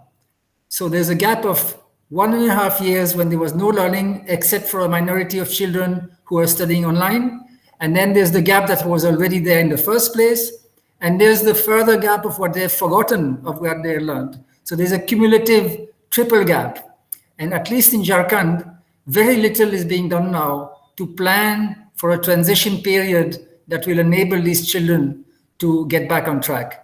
I am hoping that states like Tamil Nadu are thinking more about this problem and doing some serious planning to bring children back to school and enable them to get back on track. We have often learned from the social policies of Tamil Nadu. So I'm hoping that again, Tamil Nadu will give an example for the whole country of how to deal with this extraordinary, enormous crisis that could condemn generations of children to a life of hard labor because they didn't get even the most elementary schooling. I bring up this example also because since coming back now to the subject of the sub-plans and all that, a plan is not just a budget, it's also policy. So I think the idea of the sub-plans is that Dalits and Adivasis should get their fair share of resources. I think that's a very valid demand. But the resources are not just money. Policy is also a resource, power is a resource, and as Professor Krishnaraj said, budget doesn't mean empowerment. So I think the demand for fair budget is fair demand. It's an important demand, but we should be careful to go beyond that. Otherwise, as Shashikant Sentila said, the sub-plans will become a kind of safety valve and leave us more or less where we were. Finally, I should perhaps say quickly a few words about the budget, the Tamil Nadu budget. I have not seen the budget, not even, certainly not the agricultural budget, but I did look at the white paper on Tamil Nadu finances that came before that. By the way, I think the criticism that there's very little money for scholarships in the budget is very fair, because the manifesto of the DMK very clearly made promises related to scholarships for Dalit and Adivasi children. And if that is not reflected in the budget, I think that has to be pointed out. But if looking ahead, if we really want the kinds of active and radical social policies that are required to make a real difference, then I think it's clear that there will have to be better resource mobilization. That was one of the big messages of that white paper, that the tax GDP ratio in Tamil Nadu has dramatically declined in the last 10 to 15 years. And today it has created a very serious fiscal crisis for the Tamil Nadu government. The good news is that all you need to do in a way to resolve that crisis is to restore the tax GDP ratio that was there 10 or 15 years earlier. But that means that the public will have to understand that the tax collections have declined, partly because of poor collection, partly because the rates and fees and royalties and so on have been stagnating. And what is important, I think, in this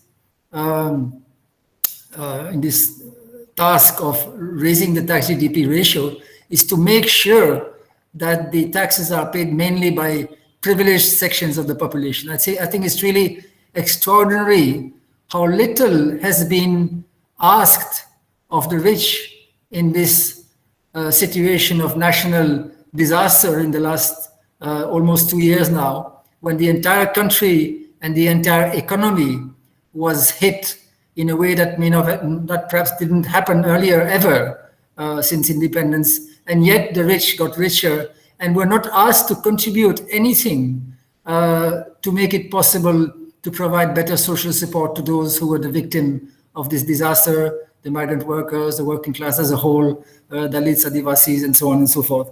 So I think that in Tamil Nadu, at least, I'm hoping that the burden of resource mobilization will fall on the more privileged sections of the population. There are ways of doing that.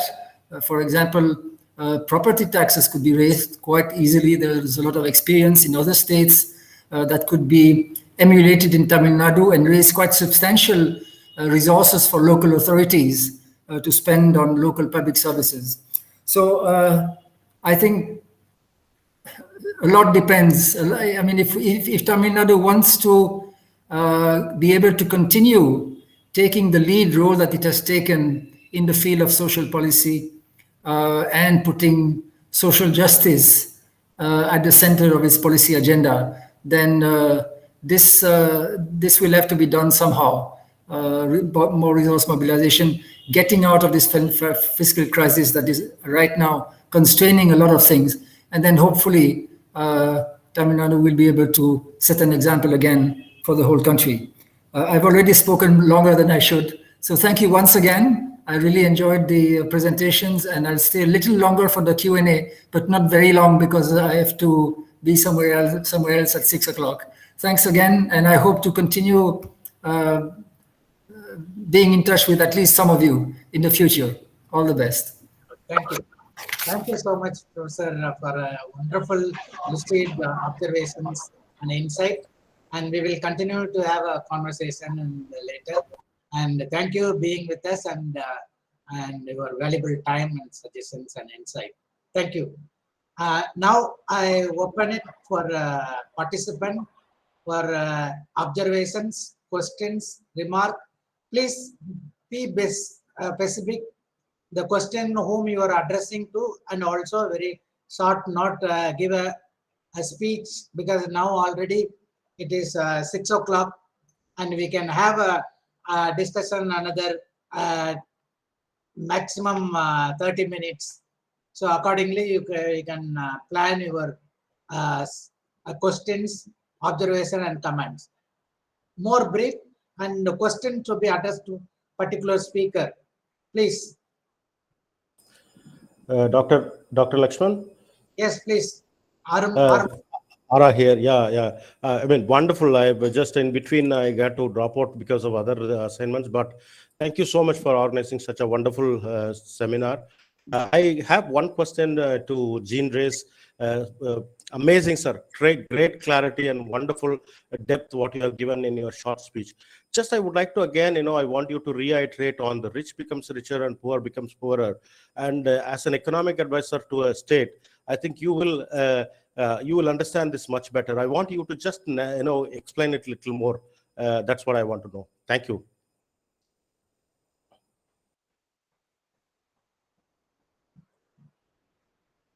Your mic, your audio. Sir, you are on mute. Yeah. Now it's fine. Yeah. So I think the part that we understand relatively well is the fact that the poor have become poorer in this crisis. I think that is quite well documented. We know how they have lost their jobs, become impoverished. We have data on food intake, even on the psychological consequences of the uncertainty that occurred. By the way, we don't have much evidence from national official statistics, but we do have a lot of evidence from a large number of household surveys. So we have some idea what has happened to poor people. What is not very clear is how the rich have become richer, how the stock market, for example, is booming. And it's very unfortunate that economists are not doing more to explain these things to the public. I mean, we should really, there are some, I mean, there are people like Rajan, I think, who have said some interesting things. I suspect that there are two main things that have enabled them to get richer. One is that the big fish are eating the small fish. You see, if you are Reliance, then you can absorb this crisis much more easily. Not only you can absorb it, you can take advantage of it because you can quite easily reorganize and reorient your production, for example, towards the health sector. And the health sector is booming, right? But if you are a mechanic in a shop in a street corner, and that's what you've done all your life because that's what your father was doing, then suddenly you are hit from all sides. You can't cope. So I suspect that the big fish have eaten the small fish, and that has led to a concentration of economic power even more than what was already there.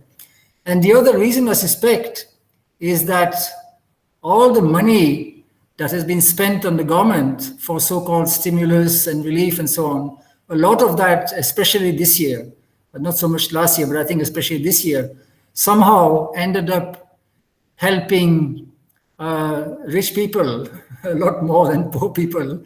I mean, last year there was some relief for poor people also. There was 1 lakh crore spent on the Narega. There were special food rations. There were some transfers, not very large, but there were some transfers through the Jan Dhan Yojana account and so on. There were pensions. So there was some relief for people and there was some relief for the business sector.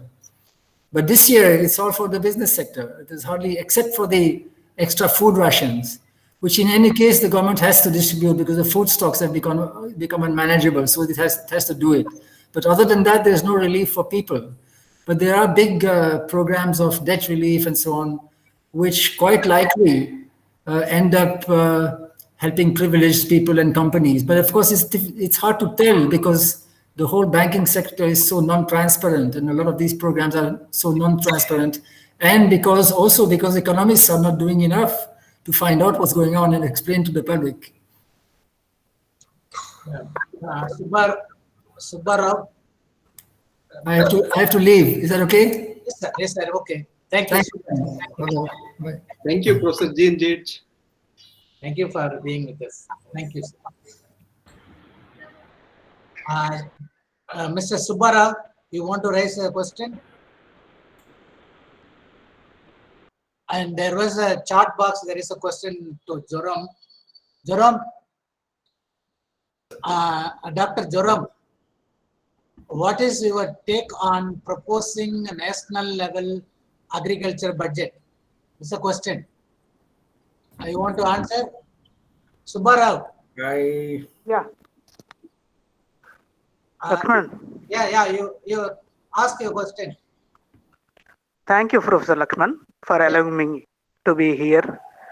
And Professor Jean Dege, I want to ask a question, not a question, but how can you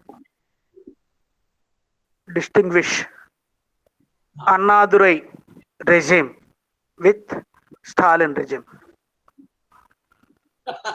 With regard to that would be a next with regard to this welfare policies. Thank you. Subbarao, what you are asking is you are proposing a one-day seminar for next, and this may not be feasible to answer because Annadurai, C.N. Annadurai, first Chief Minister of DMK in 1967, and he served very shortly. But now the Chief Minister, Mr. Stalin, Muka Stalin, has completed just 100 days, and he has he took power when the state was utterly in a big crisis, not only Tamil Nadu but the entire country and the pandemic. So their government is trying to do, but the question need to be wait at least for 3-4 years, and then we can pose this question. You can have a comparative answer. Right now, I don't think that it can be. No. What will be the legacy? That's all.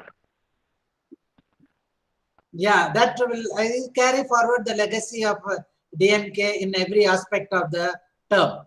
That much I can give. But another Father John Suresh is raising his hand. Father John Suresh, and also before John Suresh, Father John Suresh and Santi. Dr. Santi, please ask. Dr. Santi? Yeah. Sir, 1 second. The wonderful session. I thank all the speakers and concluding remark by the eminent scholar John Risa. My opinions are the very well set points I appreciate are two things. One is the negation of laborers' perspective by Dr. Jerome Samraj session, and another one by Comrade Shanmugam Sir's goal-oriented policies. We need goal-oriented policies and with a permanent solution are emphasized. Those two are very, very important when we consider in the context of tribal issues. But my question is directed towards Sasikant Senthil sir. He pointed out a very critical issue of no monitoring structure in the SCST subplan. This was very amazing because in early 2000, I worked in the same project, evaluation of SCST subplan from 90 to 2010 years for All India in Tata Institute. So this issue is very, very interesting for me. So my question is, in what way we can address this issue? Why are state governments allocating funds to evaluate the SCST subplans. They are not having the monitoring structure or monitoring mechanism. But again, after the subplans, they are allocating funds to evaluate that subplans to the pioneering institutes. So what way we can address that? Did any of these reports by the project reports which are evaluating these schemes pointed those lapses? So why are state? This is what my questions are. Whether these issues would not be brought up in annual bureaucrats meeting for accountability or whatever.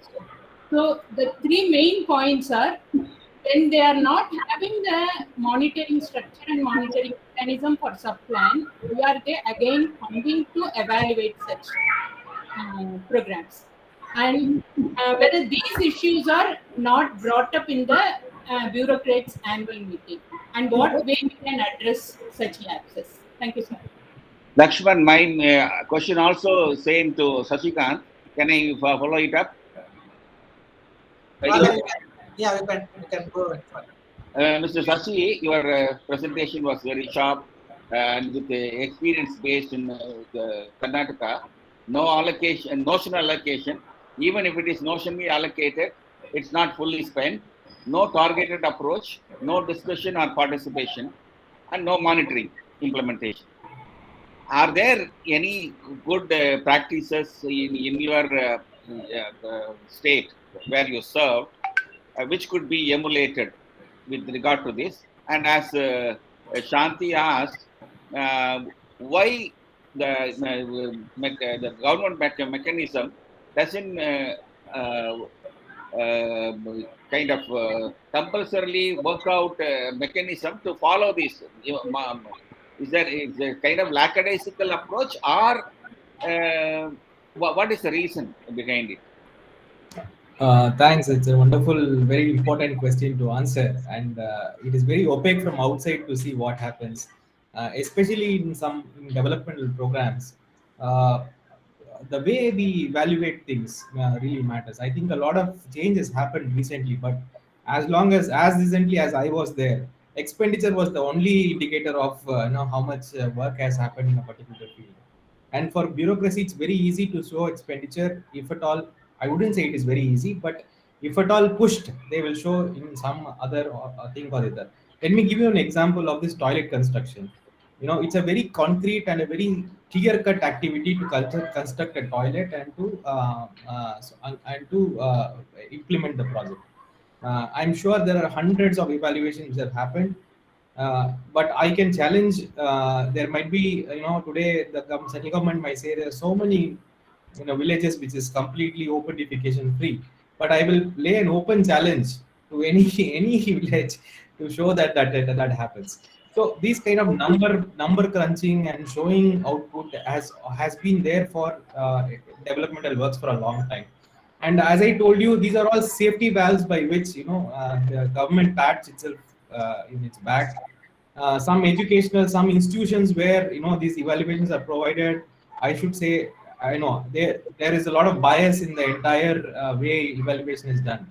There is geographic bias, there is seasonal bias, there are many kind of biases which happens in that. So I think this whole process is not outcome oriented. It is totally expenditure oriented, or some big mumbo jumbo which nobody understands except the secretary and the person who's evaluating it. So this is one thing. Second thing, if we could plan something, some best practices, certainly this law is a good thing, because this carryover business should be continued. What happens in an annual budget is, once the revised budget happens, and as we proceed towards, we call something which we call the March rush. We try to reallocate wherever spending has not happened to places where is demand, and then finally close the budget by showing various other things. It will be only opened on the next budget, but nobody gets to see the actual expenditure which has happened vis-a-vis what was promised or what was revised. So this act, the main thing that act prevents is this sort of reallocation of SCP TSV budget to something else. So in a matter of 3-4 years, the government will be sitting on top of a huge amount, which it needs to answer. Now there I think it's a side of an indirect pressure which is put on the government. Similarly, in Karnataka Act, there is also a provision for penal provision for officers who don't implement. Now, I would openly challenge any state which has penalized any one officer for this. Because of 2-3 reasons. As I told you, there's no monitoring mechanism. A district collector cannot sit and review how much of expenditure has happened because the numbers are completely mixed up. There are 3 types of planning which happens: state plan, then there is a district-wise plan which happens in the Zilla Panchayat, then there's a national plan of national programs. So if I say out of this much is amount to spend in Narega, I can't get out of that pool how much of SEP, TSP, how many people have been verified. So by complicating the matter of mixing targeted and non-targeted this thing, any person down the ground will not be able to evaluate. And if you cannot evaluate on ground, at least at the deputy commissioner, at least the collectorate level, then the program is bound for a failure. There's no numbers will be told from the top that this much expenditure happened and all that, and then the whole state believes it. That is the reason today, even now, after so much of spending, we go to any SC/ST hostel or any tribal hostel, we will see the complete pathetic situation these kids are studying in. So I would rather propose a very solid, concrete monitoring mechanism at the collector level, or further down the SDM level, that is the sub collector level, which is taken very seriously and done very neatly. In fact, before proposing solutions, we need to understand the problem well and also empathize with the government staff, the implementers, and also the client to find out the proper. I think a little bit of research needs to be there to propose something. Thank you, sir. Okay, thank you. And last question from Ravi Kumar. Mr. Ravi Kumar, please be short. Ravi Kumar? Ravi Kumar, I think he left. Okay, madam, now you can go for concluding. Mr. Ravi Kumar, you want to ask question? Madam. Yes, sir. Yes. Yeah, you please, please ask question. Yeah, this is Ravi Kumar from Northeastern Hill University, Shillong. Okay. So my question is of 2 points. One is on education and one is on agriculture labor. The first question on education is that, see, because of this pandemic, a lot of digital divide we have seen, and the underprivileged students have affected like anything. Is there any chance of freezing the clock, that this 1 year or 1.5 years is left, let them redo it, or we can go for a remedial class and we can do it so that the students can catch up? So because losing a 1 year may be a big issue for the parents, but losing the 1 year knowledge will be carrying over for years. Though we conduct a remedial class for daily 1 hour or 2 hours, I doubt that the students can catch it up. Whether there is any chance of freezing the clock for 1 year or 1.5 years, this is one question on education. The next question on agriculture labor, the way Jerome sir talking of labor, whether we have any mechanism to identify who are all the agriculture labor, whether we have any kind of a system that these are the agriculture labor. Because government gives all the facilities to the landowner because they have a record.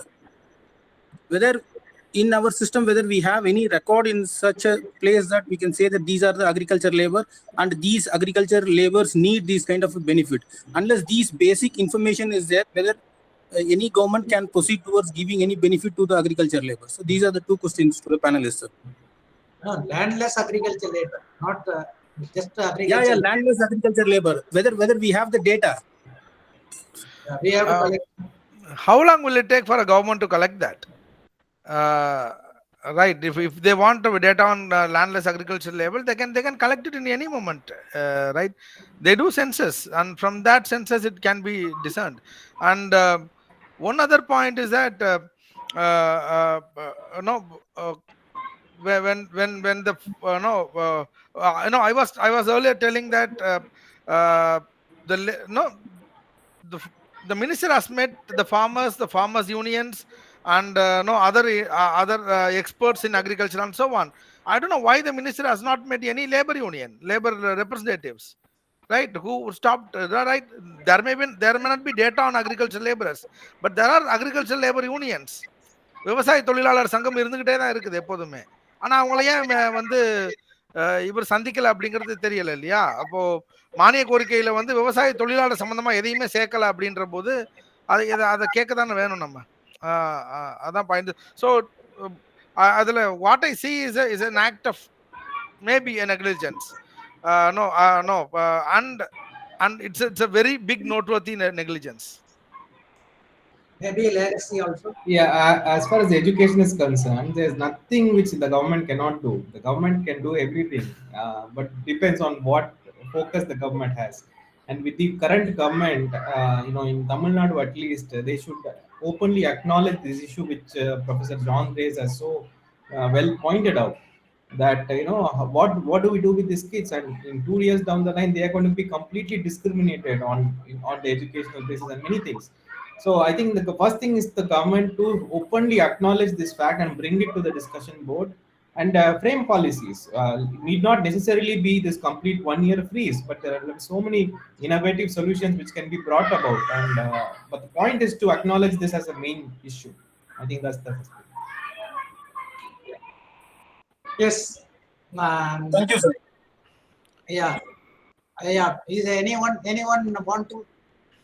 And because already 6:15 and we are already. To Arul Murugan's question, I think no, all the states have to do it, and that has to be later given by the union budget. And I don't think a union coming up with an agriculture budget will be so meaningful, because the natural climatic conditions and water availability, cropping pattern, everything is very diverse across the country. So there cannot be a singular budget from top, but whereas the states have to come up with that. Father John. Next, one more question to Sasikant.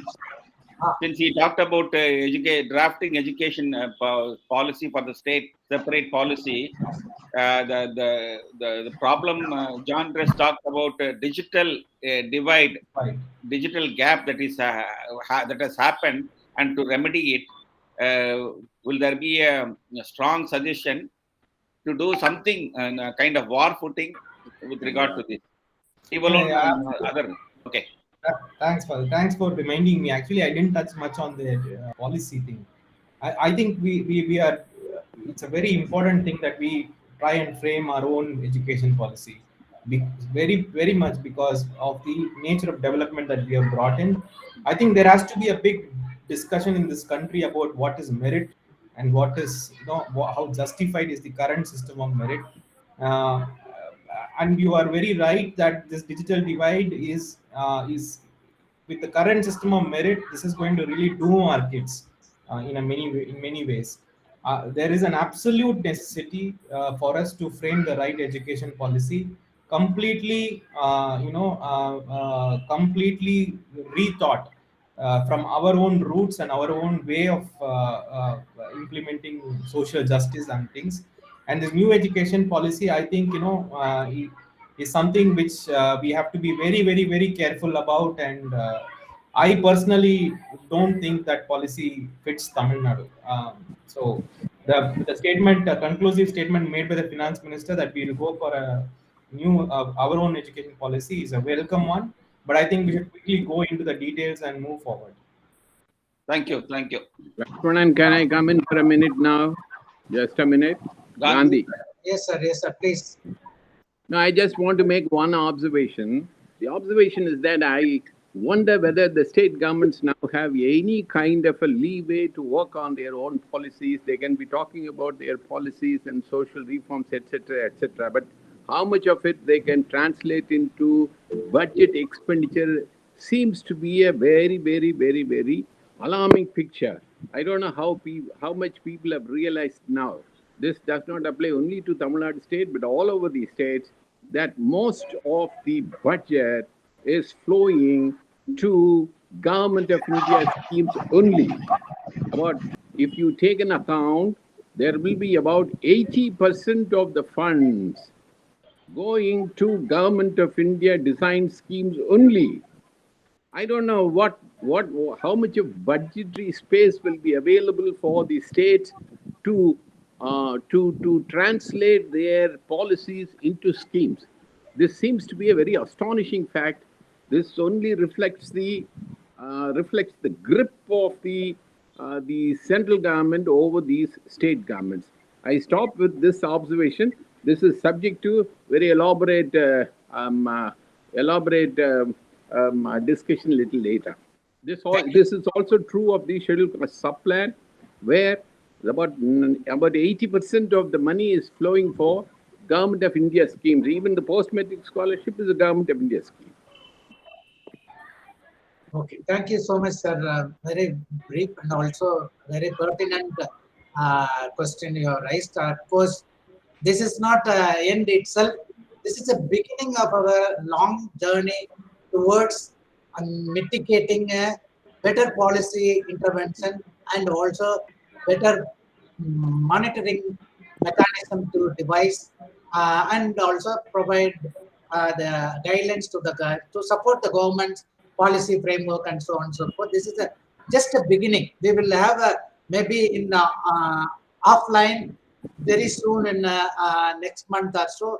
We can organize a big meeting one day, a seminar to more detailed discussion.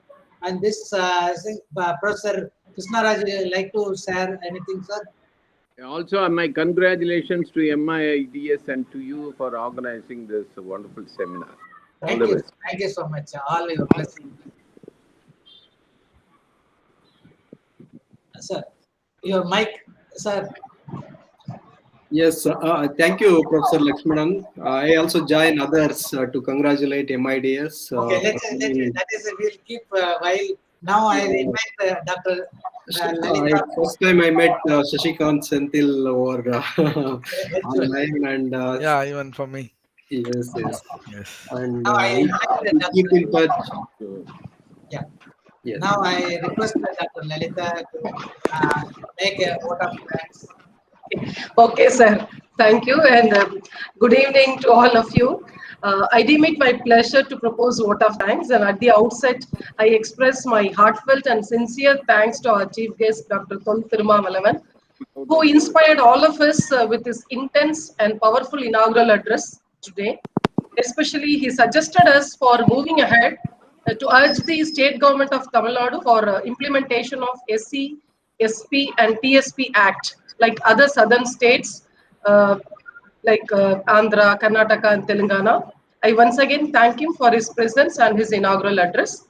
And I express my sincere gratitude to Professor Jean Riss for his thought-provoking and deep concluding remarks, which really kindled our thoughts. And particularly, he stated that the budget allocation is not merely should be looked at as allocation of money, but as an allocation of resources and power of SCSTs. And he also emphasized a fair share in the budget. Thank you, Professor. And I take immense pleasure to extend my sincere thanks to the scholarly panelists, Professor Krishna Raj, Mr. Shashikant Senthil, Dr. Jerome Samraj, Comrade Shanmugam, for sharing their enlightening and insightful thoughts with all of us today, whose thoughts are very illuminating, and it really gives us a great hope to move ahead for futuristic actions.